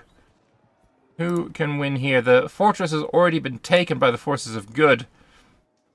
And evil is slow to respond. I don't know if that's going to work. Rombenya, seeing that his efforts over here have led to Malekamengi getting completely demolished, is returning to help out.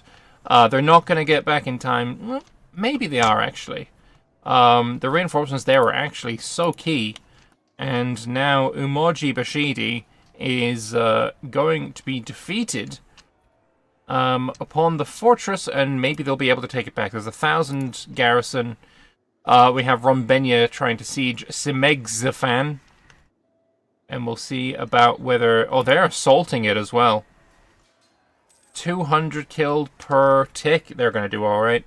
Magi Kwamwelo. That small country just paused. I'm not sure why. We didn't have anyone out of the war. It could be micro pauses. And yeah, the forces of good have retreated. But where are they retreating to? Are they going up to Harpyland, it seems?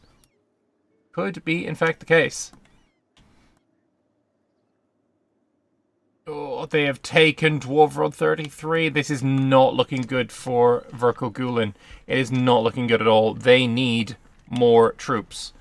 Laskan Union saying it's very balanced. I mean, my guy, you have got the numbers advantage of all time. The greatest number advantage of all time. You really shouldn't be complaining right now. Ooh, Nyang Arrow looking like they have no bloody manpower, morale there at all. Did they take a tech? They did not take a tech. They are out of manpower. 191,000 men in the hole. Why these troops aren't marching on here, I do not know. They could have had a huge victory there. But these guys are going to get a reinforcement tick and be just fine. The Horse Lords are in end-siege mode, I see. Oh, yes. I mean, in this kind of situation, you kind of have to be. Battle here is going to go the way of evil, I would assume. Battle here could go either way, depends on reinforcements. I don't think Small Country is going to get there in time. They did not. This army is going to get absolutely trashed. We have some morale being returned to the goblins. They might be able to reinforce. Maybe they'll wait for another tick. There's 25,000 infernals here. You should be taking this army and marching it north. They are super important. Are we going to see a bunch of battles won for evil? One battle there, we're definitely won for evil. You've got 70,000 on full morale. It was a ruse. There is a 0 stack here that have no morale. That was the one that people were seeing. And we're seeing just an ungodly horde of goblins defending to the death in Aranyonia, doing, honestly, a fantastic job. The Infernals, again, battling up here. Another Infernal stack. It seems like of all of the players, the one that is utilizing the Infernals the best here is Nyang Arrow. They've got a bunch of 1k stacks that have got like 30,000 Infernals attached to each of them, and they are really working so well. They are working so incredibly well, and it seems like the Force of Good just really have no counter to the quality of evil. That seems to be basically what we're seeing here. Quality is something that makes you feel really good when you have it. Makes you feel like a really good player. But will we see it carry the day? I don't know. Arcacorver, that is a key fortress as well. If they can take Arcacorver, start splitting this off, I don't know. I feel like this is still a super precarious position for Aranyonia. Whether it's going to pay off, who knows. I think this is also pretty key. The sieging of Infernal Host could play a huge role. But here we have another battle between the Infernals and the cave defense, let's say. This time, however, I feel like we could see cuts coming in from the other side. If the Infernal Host march to Dwarvrod and then go to Dwarvrod 34, they could cut the reinforcements going in through the roads. They could, of course, still go down through the caves, through Steaming Fissure into East Hollow, but at that point, I mean, I don't think it's necessary. Verkal Gulen, you need to take these armies and bring them here. This is not enough. There is no danger right now over here. You need these armies in this battle. You are going to lose otherwise. You've seen the quality already. You know what you're facing. Take them over here. Please, I beg of you. I hope somebody on that side is listening. You need them. The defense of your homeland is at stake here. You can outnumber them by 2 to 1. They're listening. God is real, and the Verkal Gulen troops are on the move. Let's hope they get there in time. There's a full back row of cannons for the forces of good. They have a 3 dice roll advantage in every single phase, 4 dice roll advantage in the fire phase. Let's see if it is going to be enough. There was, I think, some Infernals retreating from the battle there, but I think we're going to have, 40,000 reserves, 30,000, 25,000, 17. These reserves need to get in, but the morale is gone. The morale is gone. The troops have retreated, and it is not soon enough. Stop these troops from reinforcing. They were too slow. They were too slow. They needed to force march. Is Force March actually active right now? It is maybe a higher tech. No, Force March is enabled. Maybe that could have been the key. But I suppose when you're losing, when you outnumber 2 to 1, it does feel pretty crap. We don't enjoy that. What we do enjoy, though, or at least the kobolds enjoy, the invasion. The 17th invasion of Nyang Arrow. This time, the kobolds are giving it a crack. Do we see an army coming back for Nyang Arrow to defend? It looks like we do. But there's also an invasion of the Deep Woods. This one is huge as well, because this also cuts off this from the homeland of the goblins. That is also another opportunity for them, and, it's... I don't actually know if it's necessary. There's enough combat potential just sticking around inside Aranyonia that maybe cutting them off, it's a bit too late for that. Oh, they're assaulting. The assault of Gorod 1 is going on right now. 500 kills a day. Are they going to get there in time? I don't know. I don't think so. Maybe. They took it. And this is going to be very painful if you are a goblin enjoyer. I don't know why both sides just turned into humans. That doesn't make any sense. Both of them have unique models, but it is what it is. Whatever. Nyang Arrow versus the Lascan Union. This time it is going to be in the favor of the Lascan Union. He's going to need a few more troops than that to force them back. Very cool. Very cool.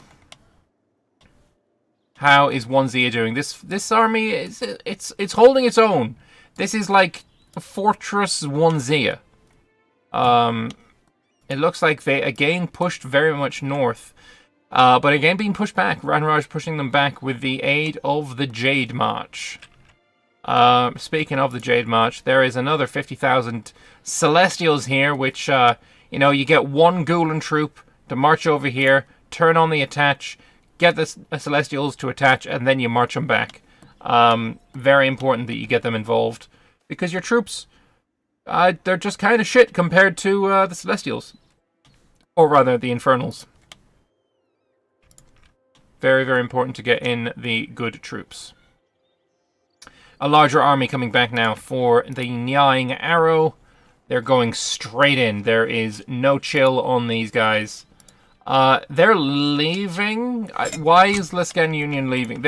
They came in, decided to show, look, I was capable of sieging your fort. Look at how cool I am. And now they're going to go and try and help out against the Infernals. They're just leaving this to be resieged. There is no attempt. There is no attempt. Oh, they've changed their mind. They're now just sticking around. This is clearly an assault and a barrage and assault situation. And there it is. 500 per tick. Easily taken back. Very important to take it back as well. Huge battle here. Taranton is being sieged at 7%. That's a huge, huge one for them. But also the battle for the capital of Aranyonia going on. This is such an important battle as well. Will we be able to see the forces of good prevail this time? It is unknown. At the moment, evil has the morale advantage, but there are a lot of reinforcements coming in for good. But casualty-wise, good is just taking so many more losses. They don't have a front line. The cannons are going to the front, and reinforcements just arrive. Is there enough cannons to okay, you just retreated.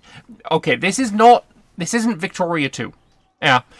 Retreating causes morale damage to everybody in the battle. If you do that before it is needed, you're going to just cause that to happen, where you just lose a bunch of troops for no reason. They're actually retreating from Taranton as well. What is going on, small country? You could have kept that going. Yeah, whoever was the one that first retreated from this battle cost them the battle, really. I'm not sure why he did it, but that is what happened. Ice Gale coming over to help out with the siege of Aranyonia might be useful. And again, there is an attempt for Orca Corver, this time by Silverforge. Ovdal Tungar has come to repel it, and they're doing enough. I think this is not going to go their way. Somebody finally has military tech 16, and it is maybe Riveria. Were they the ones saving up for it? They have in fact taken tech 16. It is a huge tech. It is a huge tech. You get cannons, you get combat with, you get extra artillery fire. Riveria now has, I would say, the best army in the world, but then you look at the Infernal host, you look at the Celestial host, and really it's impossible to say that because this is actually disgusting. Now I know how my opponents felt on Wednesday. Except I didn't have the manpower bank that Celestials did. Although they are out of manpower, so, you know, there is that. I think I just saw my Gargama get stack wiped. I think that is something that I just witnessed. Yeah, that definitely seems like the case.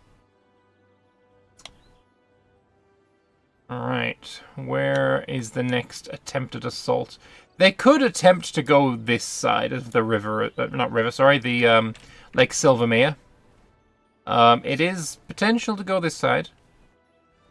You'll be looking at farmland fort, you'll be looking at a grassland fort, you'll be looking at a grassland, then woods here and woods here. So, actually that's farm. Okay, the fort placement here is really bad. Instead you got farmland and woods. Woods with a rampart. This is going to be a rough fort to take. But taking Taranton, then Eskerporst would be the play here, I think. Especially if, you know, you take your points, you start deving, you expand the infrastructure, and then you build a rampart, would be a pretty decent play.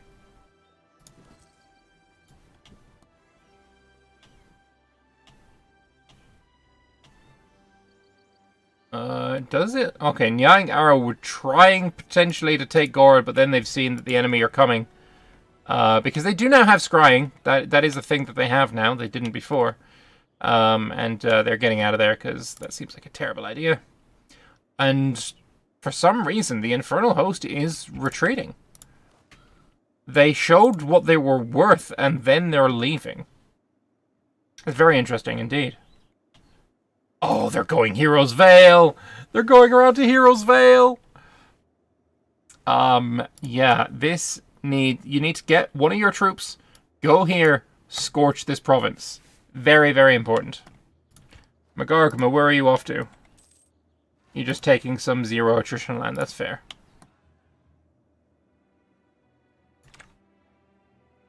This got really low fort defense. Really, really low fort defense for a dwarven road. It might be worth assaulting this, to be honest. Ooh, there is a big push by, or there was a big push by Wanzia to take out Rahanraj. It was going well, but it looks like it got pushed back a bit. And there is a huge battle for the fate of Wanzia going on in Fungoan. Very close to the capital, which has also actually fallen, Jaidao. It looks like the forces of evil are going to win this, even though they were heavily outnumbered, because they have cannons and their opponent does not. That's kind of a key thing. Cannons on the back line, kind of important. And the forces of good have been thrown back. Jaidao should be taken now.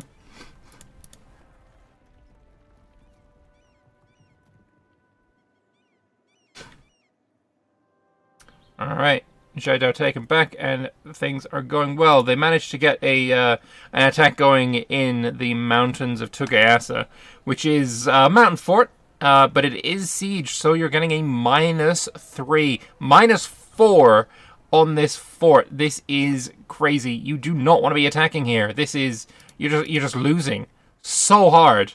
This is a slaughter, really. These Rahanraj troops are going to not have a good time. Hugely important fort to take.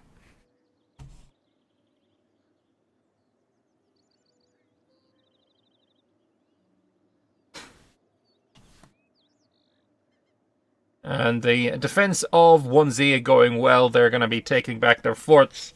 They've got enough combat potential to really hold their own, especially when they get the infernal legions to come and help them out.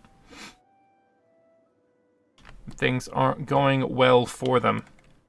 They're trying to take back these forts. Honestly, my guy, my actual guy, my brother in, I mean, choose a dude, I guess. My brother in Dagrin. Assaulting is not a terrible thing to do right now in this situation, especially here in 33. The fort defense is basically nothing. You would lose very little. It might be worth it. I think this might actually be good for... and the Infernals have seen it! The Infernals have seen it! They're coming back! They're coming back! Assault the forts! Assault the forts! They're going in! They're coming back! Go away, bloody things! See, the kobolds, they have the right idea. Bojnik doing a great job. But this needs to be done too. There's only 1,000 defenders! Click the button! Click the button! It needs to be done! Segdir is gonna be, you're not gonna take that with 126. But these need to be taken. They are too important. Let's go! He's assaulting in East Hollow as well. Right. So, Stonewall is taken back. East Hollow is taken back. Dwarverod 33. I don't know. Are they gonna even be able to get to 33? Because you get here, and then you're blocked by these forts. I don't know if they can get here. I don't know if they can. Maybe they can, maybe they can't. I'm not sure. But, like, it's got negative fort defense. It's got negative fort defense. Click the buttons!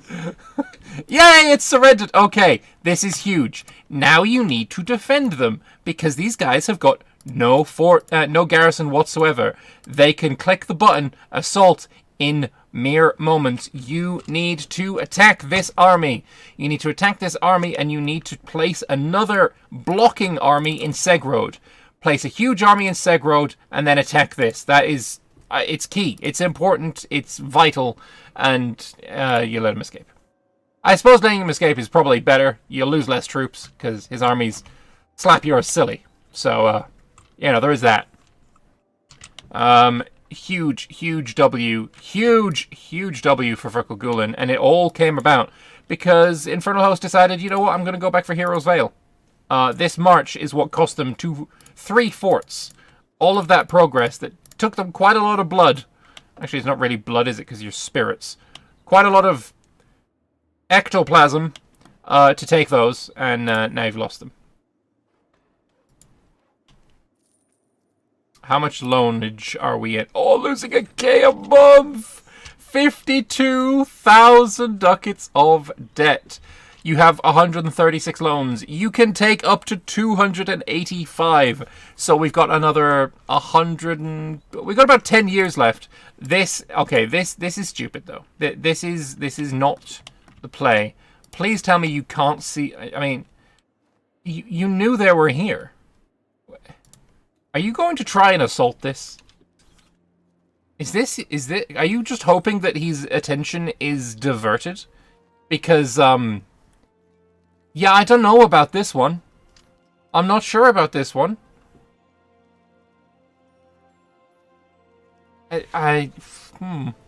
Plus the colossal overstack, so if he wanted, he could just attack it and be very pleased with himself. The overstack, though. The overstack! Looking at it from Infernal Host's perspective, he's just seeing 185,000. Like, oh, he's going in. He's seen it. He's seen it. It's Jover. This is going to be an absolute slaughter. These mercenaries are going to do absolute work. Reinforcements are already on their way as well. Are these reinforced? Are these guys Spirit Mill as well? I don't know. But they do so much damage, and they take so little. It's crazy stuff. Jeez, 0 casualties to 3,000. That's insane.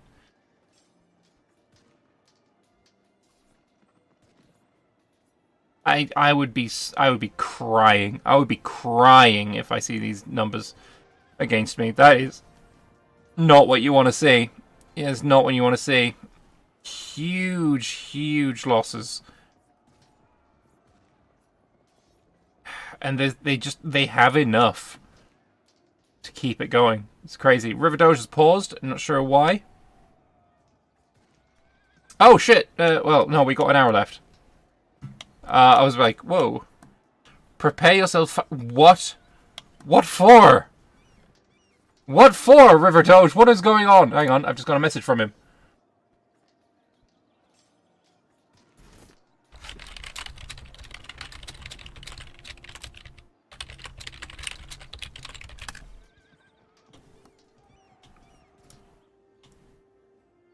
Cargwin saying, bro, why? What is going on?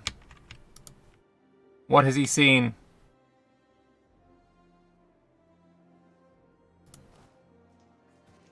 What have we just seen? What has gone on? What has happened?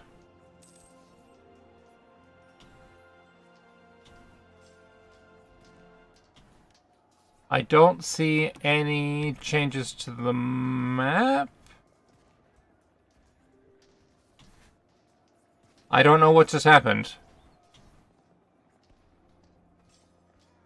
Something occurred. We'll have to find out in a moment what has just happened. But right now I want to focus on this battle because it's so close to a loss for the forces of good. Is he gonna get in there and reinforce? He got in there. He got in there. Will the forces of the forces of evil have another 120,000 coming in? They've won this battle before it even started. Again, though, Gulen with the huge numbers just not taking part. Apparently the Deepwoods have done a thing.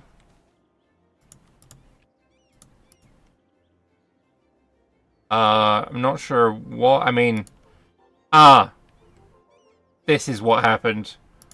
He's managed to finish the portal in the center, and now we have 100,000 Celestials marching through the portal. Okay. That was what the pause was for, because, yeah, they, this, if you do it while the game is going on, it's quite difficult to to have it going without, you know, massive lag and game crashing and stuff. So, very much good idea to pause while that happens.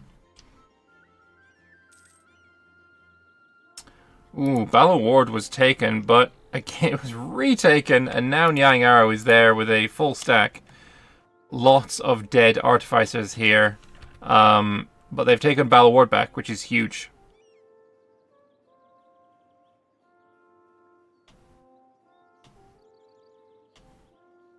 But yeah, these 100,000 are going to take about a year to pass through this portal.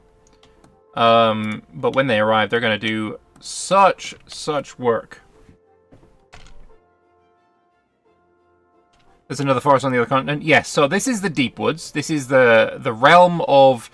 Basically, lore and story is the elves that came from Elantir after, you know, this explosion happened.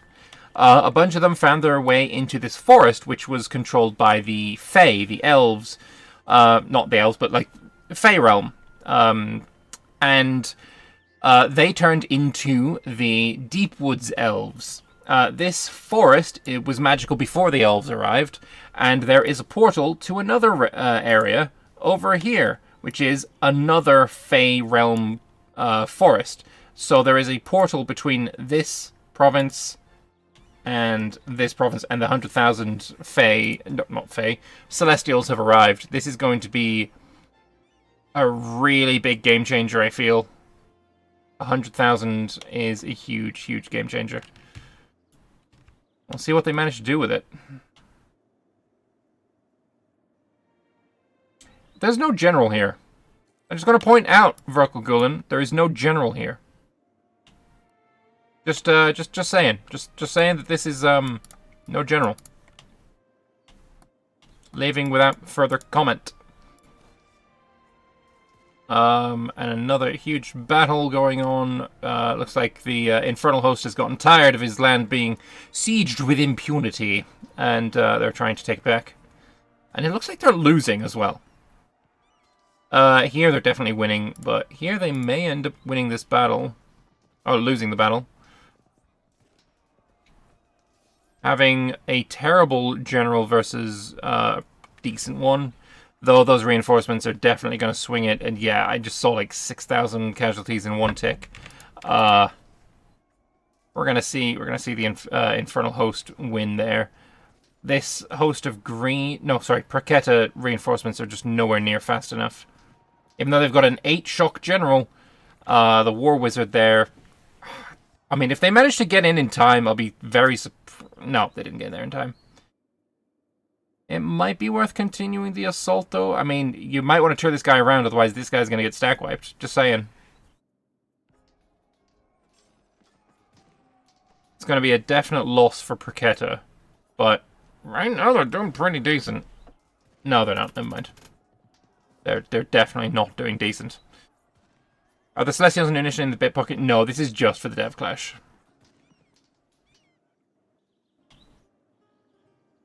Oh, the Celestials. Oh my god, they're bringing in so much. Oh, I would be so mad if I was a dwarf. Not a dwarf, a goblin. But then again, they're beating the shit out of them. They're beating the ever-living shit out of them. The Celestials are being beaten back. But oh my god, the Celestials...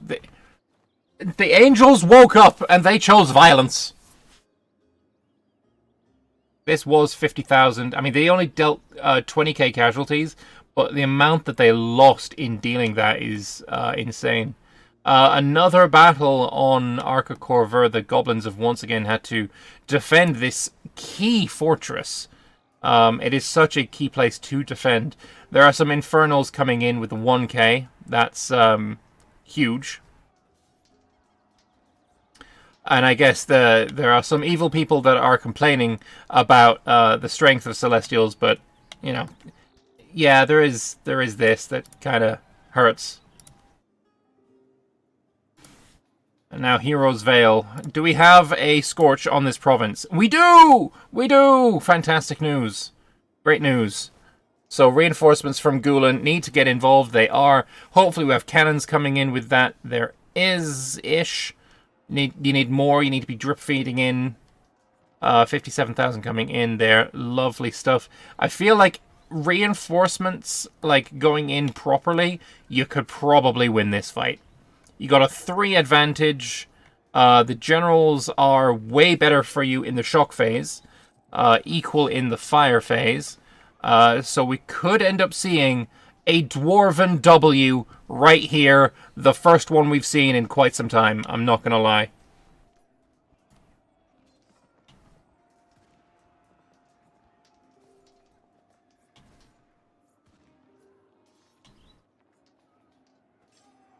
Are we going to see? Yeah, you're taking very long to get here. You're going to be on the 4th of the 12th, so you got quite a long time. I think maybe you're out of time, and we're going to see this 73k arrive. You're going to have over 300,000 in this fight. These guys are going to retreat. You're going to arrive and just get instantly stack wiped because you're outnumbered 10 to 1. We are going to see the turnaround the dwarves have been waiting for so long. Though, enjoy that horrific 5% attrition tick. That's not very fun. Also, why didn't you just get insta-wiped? That's fucking dumb. You were 10 to 1. They should have just got insta-wiped. Whatever. Yeah, E4 sometimes is a bit interesting.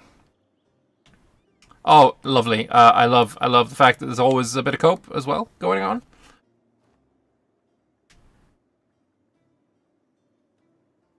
But yeah, there is always going to be a bit of that. Those Celestial troops are probably going to be a game changer, I feel.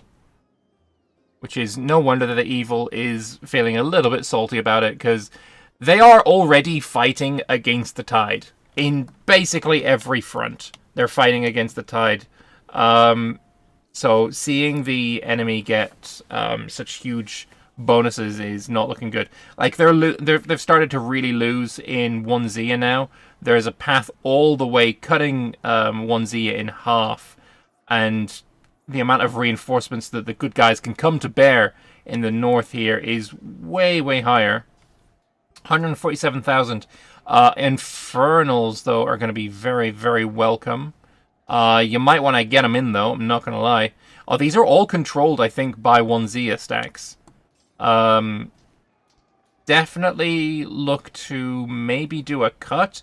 I think you have... Yeah, you've definitely got enough cannons to do a cut into these hills here in Panmao. But instead, what we're going to see is Rahan Raj do a cut. This is... or are we? No, they're not going to. I think they're just hinging all their bets on this one province fight here. The Hills of Zaram.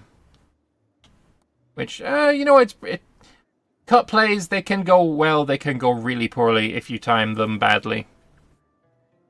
So we will see who ends up winning here.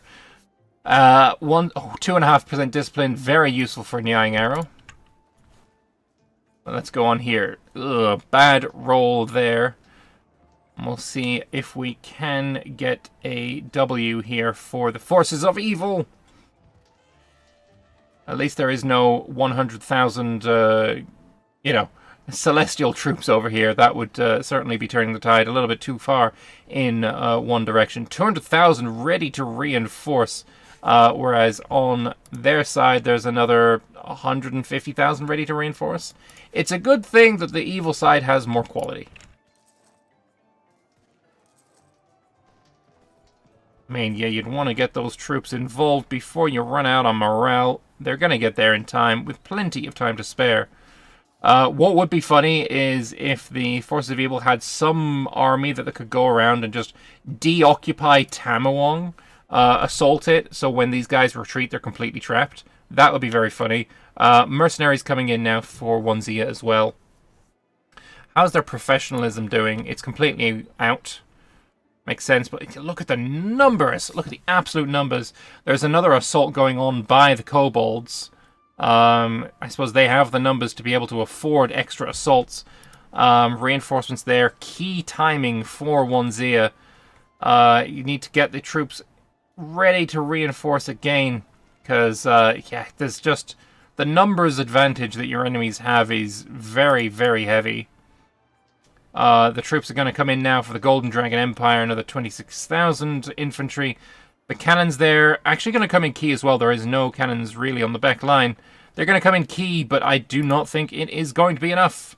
the 2-to-1 ratio that the Infernals are able to deal is gonna carry the day here. And we're gonna see a Kobold L, which is... yeah, it's gonna come now. They're retreating. Now what you want to do, go de-siege your provinces. There's only 700 dudes here. Go de-siege it. Go de-siege it. Hurry up, go attack this army.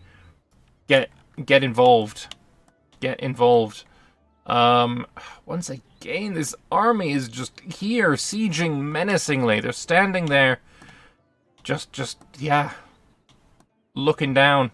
Another battle here for Balward, and it looks like the forces of good are going to prevail over this incredibly key fort. The cut play was maybe not the one this time, because, yeah, sure, you may have stopped some maybe it was actually their cut. And Seb, is he going to get involved in the battle? Is he going to be... actually, you're going to win regardless. What the fuck? Interesting. I thought it was the other way around. I thought Tunger was losing horribly, but apparently I was mistaken.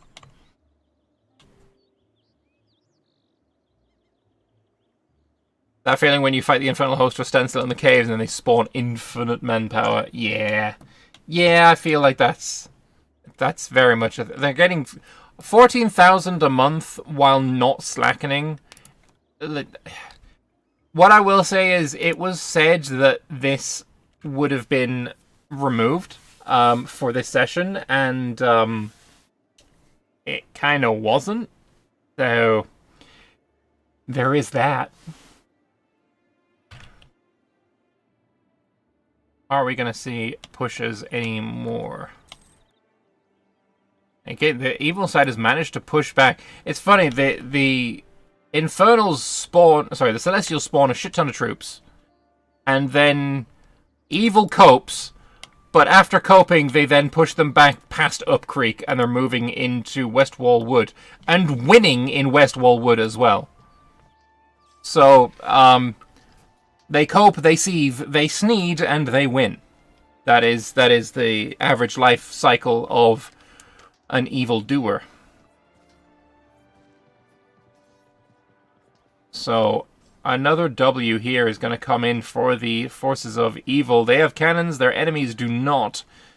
And they are going to be able to take West Wall Wood back for Aranyonia. Enemies did not manage to reinforce in time, and now there's going to be a... actually, no, this wasn't evil that was reinforcing, so... good stuff. I do like the fact that the army... sorry, the side with the fewest troops is the one that is winning. Another Siege of Segdir happening. I feel like this is one of those cases where assaults are necessary. They really are necessary, because as soon as these guys see, they're going to do something about it. What I don't like is minus... what's that? Minus 100% attrition. I want that as a... I need spare military in my life. Yep, no, he's seen it. He's seen it, and now he's running. Yeah, you just can't. You just can't. You need to get him to focus his attention somewhere else, and then take it back. Tell your enemies to do a massive attack push in somewhere, and while that's going on... Celestial's Infinite Manpower 2. That might be true. Let's have a go, quick gander at that. Yeah, they kind of do. That is actually disgusting to say that they've only used 3,000. Paused by Wag, not sure what for. Wag is saying minus 60 on Zia. Is that a rule? Is that a rule? You can force someone out at minus 60? Elefante saying he's not piecing out. Honestly, fair fucking play. I wouldn't either.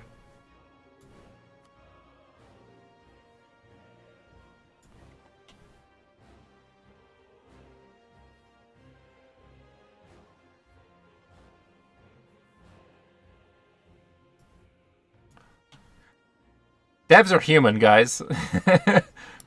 Devs are in fact human. So short. There may be cope and stuff, but it's because, yeah, it is just what it is.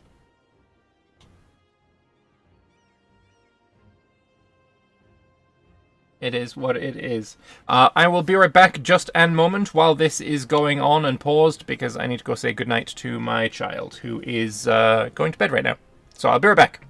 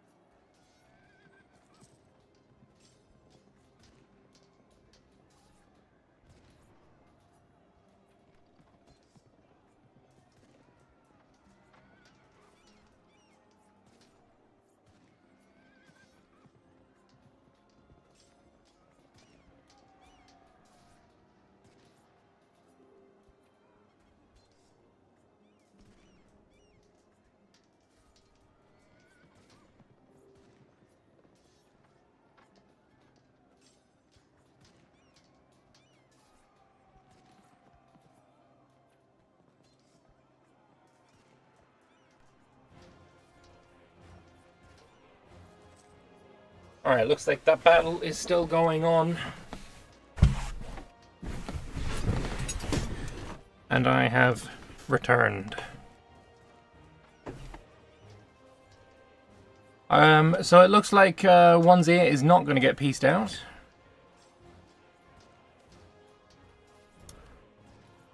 Whispers from the Dark. Interesting stuff.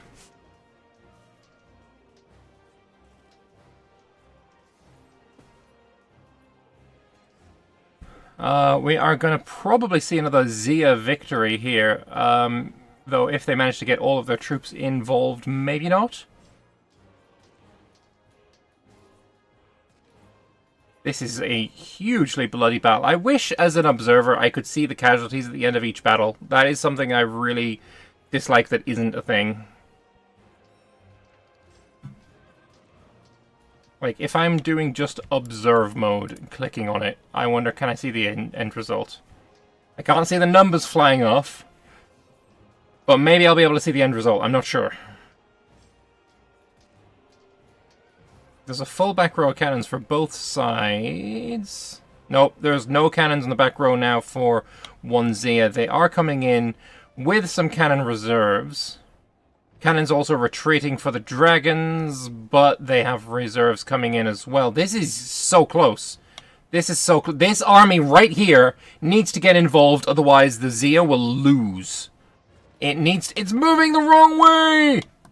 Nope, they retreat, and I didn't see the end result. That's fucking annoying. 1Z is going to be the first to be pushed out of the war, I feel. Anyway, let's have a look at the overall casualties, because we haven't seen that in a little while. This is a laggy screen, but we can see that numbers-wise, we're down to like 4 million versus fucking 5.5 million. This number hasn't really changed at all, let's be honest. I mean, 720 heavy ships compared to 62 is kind of crazy numbers. But we also see for casualty-wise, 13 million infernal losses to 22 million celestial losses, which is huge. And again, that is a looks like a W right now for the infernals. At the moment, it does look like that is going to be the end result when we get to it. Another battle going on at Nightmare Wood, and they are assaulting back up Creek. The forces of good are really trying to push. There is so many troops here that could be involved here, but aren't. Is Up Creek going to fall in time? How many casualties? You're doing 200 a tick. That is not enough, and that Nying Arrow army can really do so much damage if it just attacks right now.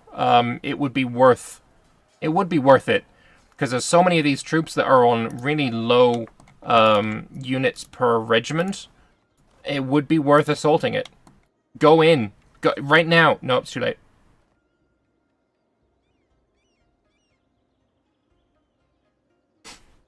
186,000 small country coming in now as well. They're going to take the battle on Taranton. Makes sense. Smaller force. They're also sieging here. Silverforge on Eskin. How both BPEC and small country? It's not. It's the Reach. Yeah.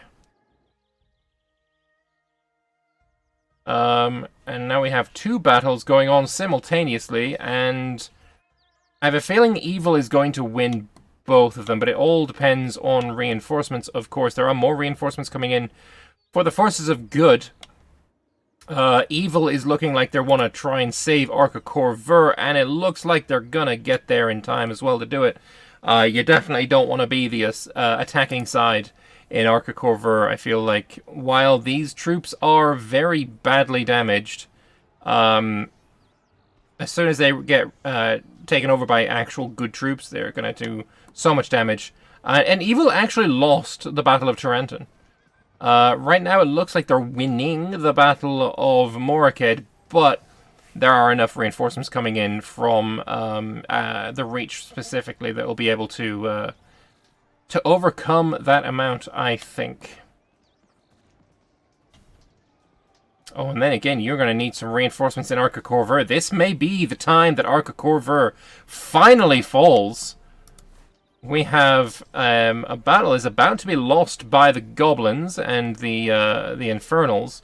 And once that happens, what we're going to see is, you know, the siege is on 35%. Can they take it on a 35? Is that going to happen? It's now 57. Arca Corver has fallen back to these forces of good. That is a huge, colossal, unfathomably important W for the forces of good. And now they're pushing through on Aragnonia. I feel like the forces of evil here are going to feel kind of aggrieved. They're going to feel like this was a late game stab in the dick by the the game master to bring in an extra 150 whatever thousand OP cracked troops. But we'll see how it plays out. Are these OP troops? They've just returned back to and now they're just sitting around doing nothing. Fair enough. How goes here? Segdir's still there. Are they going to try and take back Heroes Vale again? It looks like they're gearing up for a battle, but I don't know about overstacking, you know, 500,000 in one area. That seems a little bit silly. My guy, this is not a good. This is. And they're definitely going in for the battle. I guess they're kind of drip feeding in, but I'm not going to lie. The amount of attrition that you're taking, 5% on 368,000. Someone can do the maths there, because that is a colossal amount of losses. You don't want to be taking that much. You only gain 131 a month. That is actually vile. What the shit is that? Maximum of 16 and you're at 57. I don't know what's going on.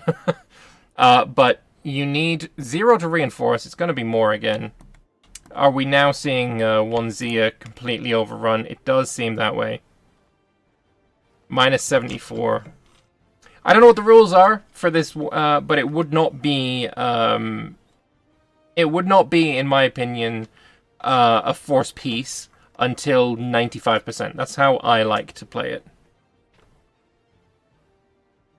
But yeah, this time... 1 Zia is removed from the conflict. And I feel like this might actually be bad for the... I think after this peace deal goes through, we're going to see the war score for evil go up. That's my prediction. Verkogon did the full Merc mission, yeah. Peace offer from... No. He wants to do the... I thought it was going to be... Vassalhood. I thought it was going to be Vassalhood. Well, never mind. So it was at 54, now it's at 56. Yeah, so... all these sieges amounted to 2%. Rombenia now also being fully sieged down.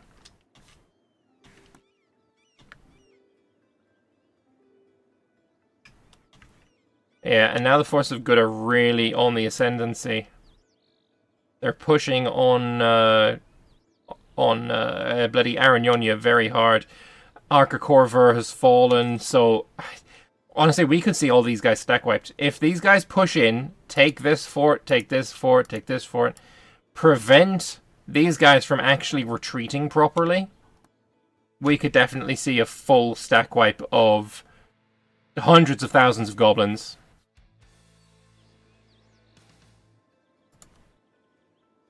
I don't know if that's going to be the case. I don't know if that's what we're going to see, but it might be. Also, giving these provinces to the Harpies is kind of, yeah, so much more defensiveness when you give it to the Harpies. From 117 to, are you going to pass it over? And this one is 64. If these get passed over to pink, we'll be able to see. You know what? Evil's going to win this battle. Once again, when it all looks hopeless, Evil comes out with a W that's going to throw the enemies back again.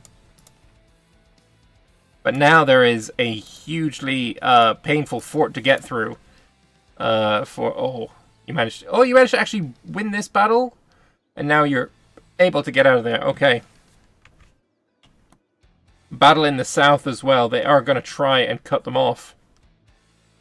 It is going to be attempted. Got a 55% war score now.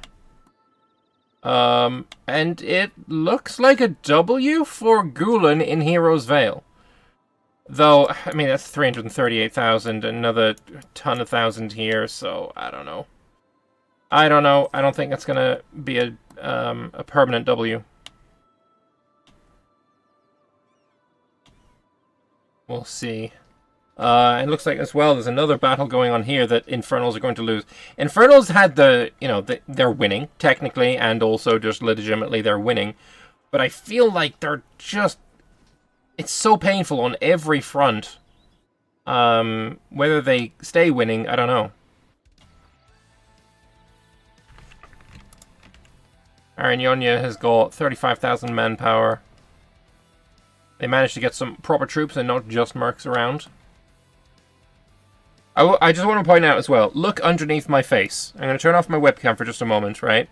Look underneath my face at the actual, like, travesty. Let me just open this. There we go. Look at the absolute travesty that is the, where's everything? There we go. Look at the amount of red dots that's going on. This is from Aranyonia's point of view. He can see the whole map, of course, with scrying. All those red dots are enemy troops. That is vile. There we go. Turn everything back on. Alright, where is the dragons going now? Are they going to try and invade Bimlau, or what? What is the play?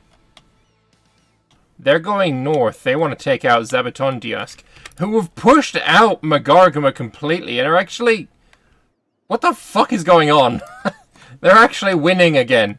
No wonder the dragons want to come back north. Arcacorver fell to thieving out. How did you allow this to happen? I don't understand.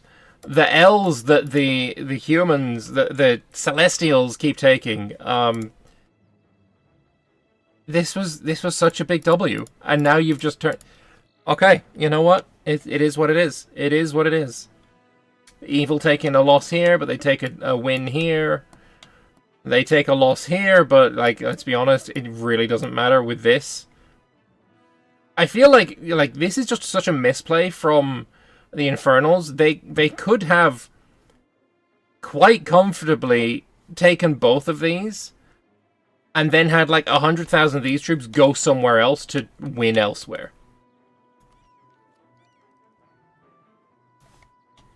And they just haven't.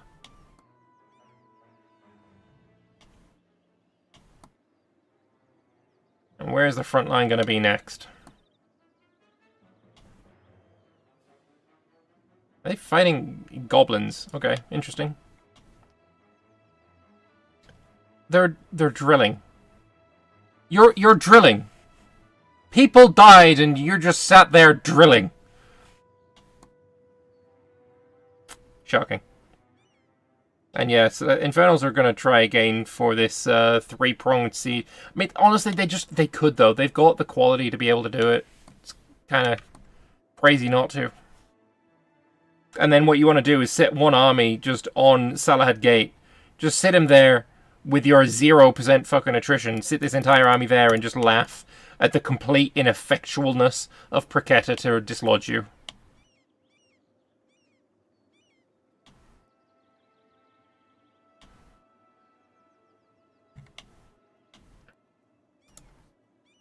I feel like this is going pretty well for them.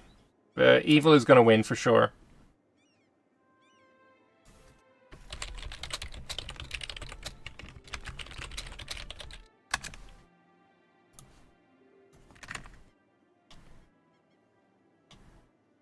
World War I Germany is fallen. Now it's time for World War II Germany. Jesus.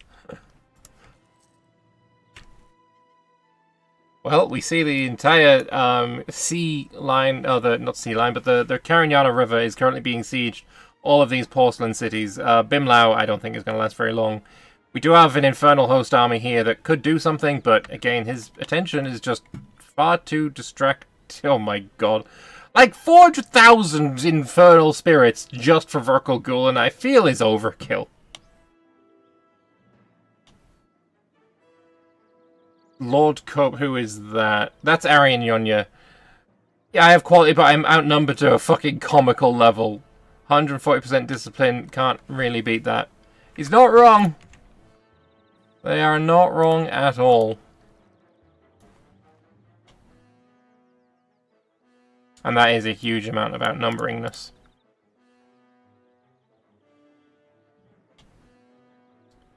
But there is not long left in this now. And, well, I don't think as much as good has an overpowered Behemoth sleeping giant on their side, I don't think they've got the ability to turn this around in the time that is left. And I have even less time than that. I think I have to leave in about 5 minutes, but the game, I believe, can go on for people who still want it to. So I think what I would like to do is have a chat with Cargoin and with RiverDoge just before I have to leave.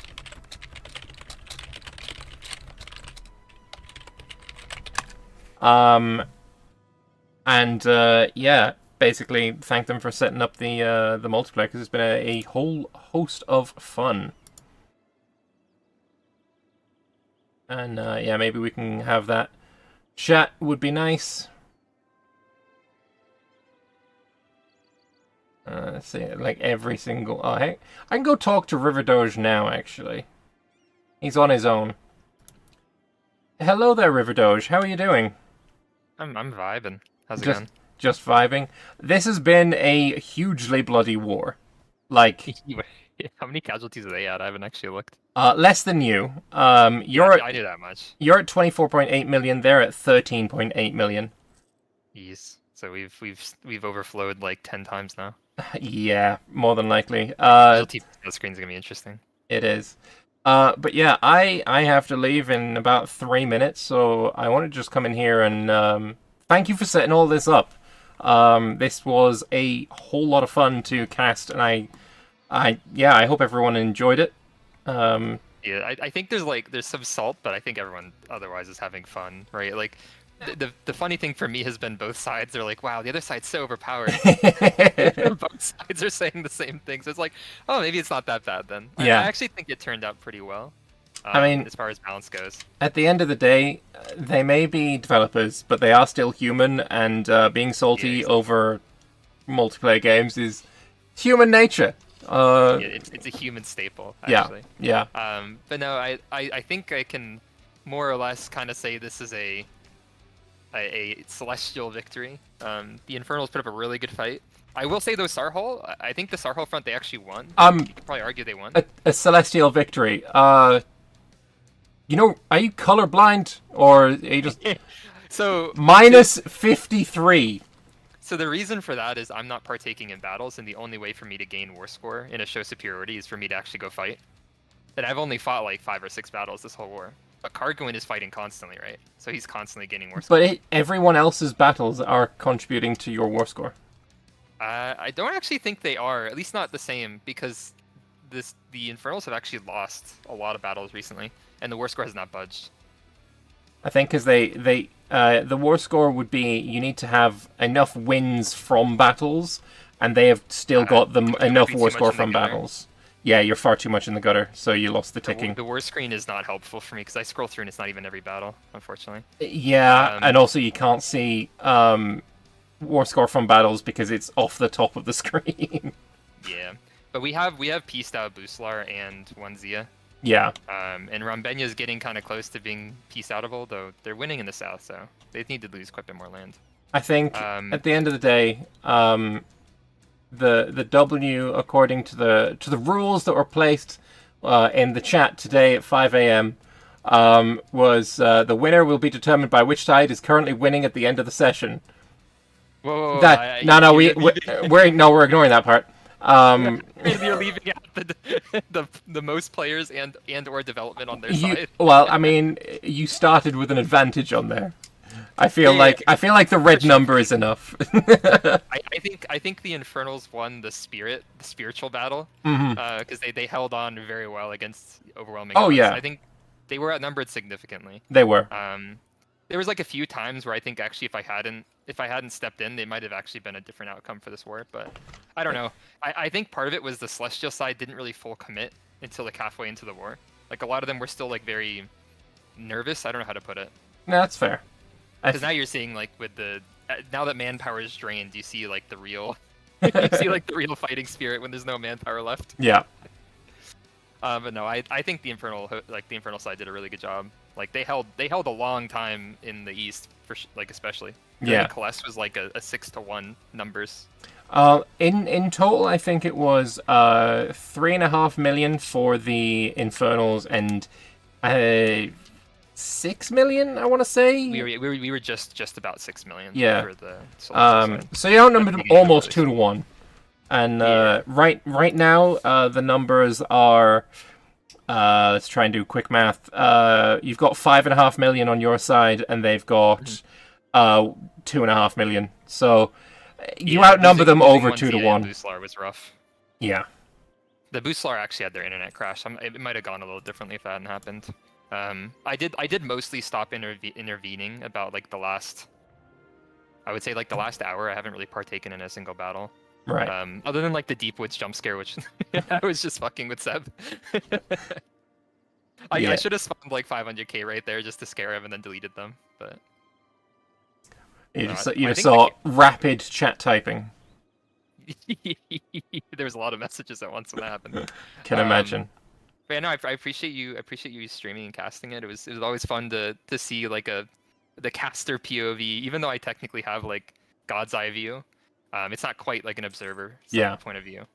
And also, of course, like your multiplayer insight. I'm sure a lot of people appreciate the advice you were giving on stream. I hope so. I did see a few times where I was begging Verkal Gulen to do something, and then I look away and I look back and it's being done. I'm like, yeah, I feel like I was heard.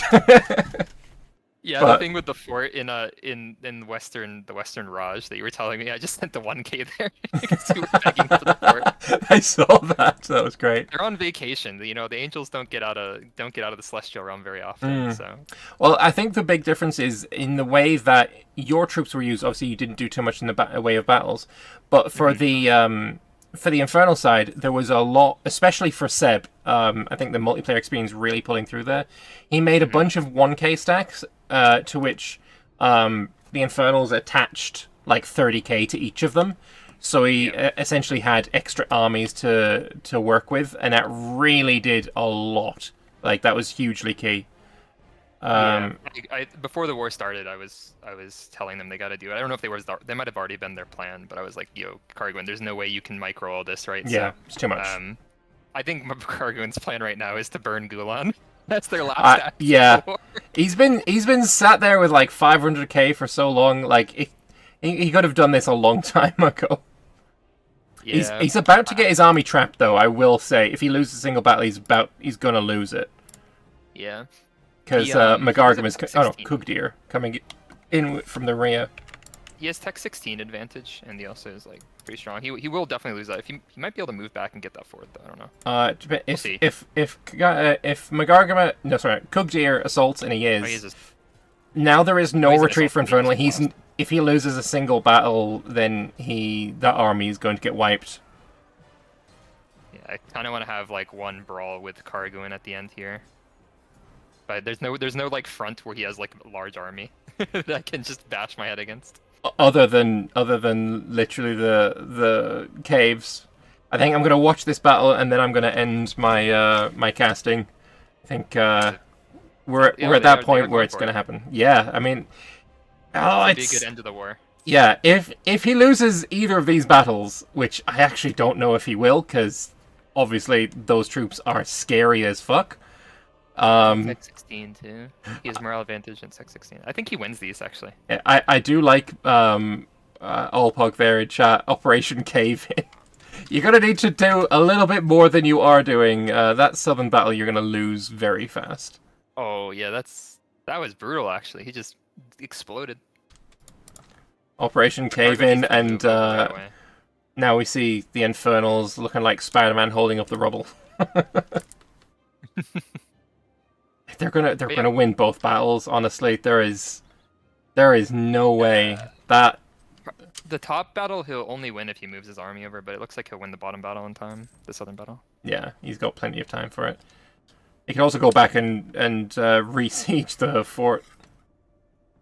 I wonder if he spared the vertical golem before or not. He's got to get in there though. You know what? Actually, maybe he doesn't. I don't think he's gonna, but he doesn't need to. The enemy overstacked too much, and he's got a lot of morale damage. The amount of casualties he does. There's a lot of dwarven troops there that are at full morale, not full morale, but full strength, that just never took part in the battle because they retreated before they managed to take part. Yeah, but that was tough. That was brutal. I know you said you had to go. Yeah, thank you very much for inviting me to cast. I had a lot of fun. Yeah, it's glad to see it. If I host another one, I hope that my next idea is even more schizo than this one. I'm sure it will be. All right, thank you very much, and I'll see you later. Bye bye. All right, that was the Anbennar Devclash. I hope you guys enjoyed it. I had a lot of fun casting it. I hope you had a lot of fun watching it. This will be going up on the main channel, and I will see you for the next Anbennar loveliness. Final things that we see: 15.2 million versus 27.2 million. An absolute bloodbath. Thanks all for watching.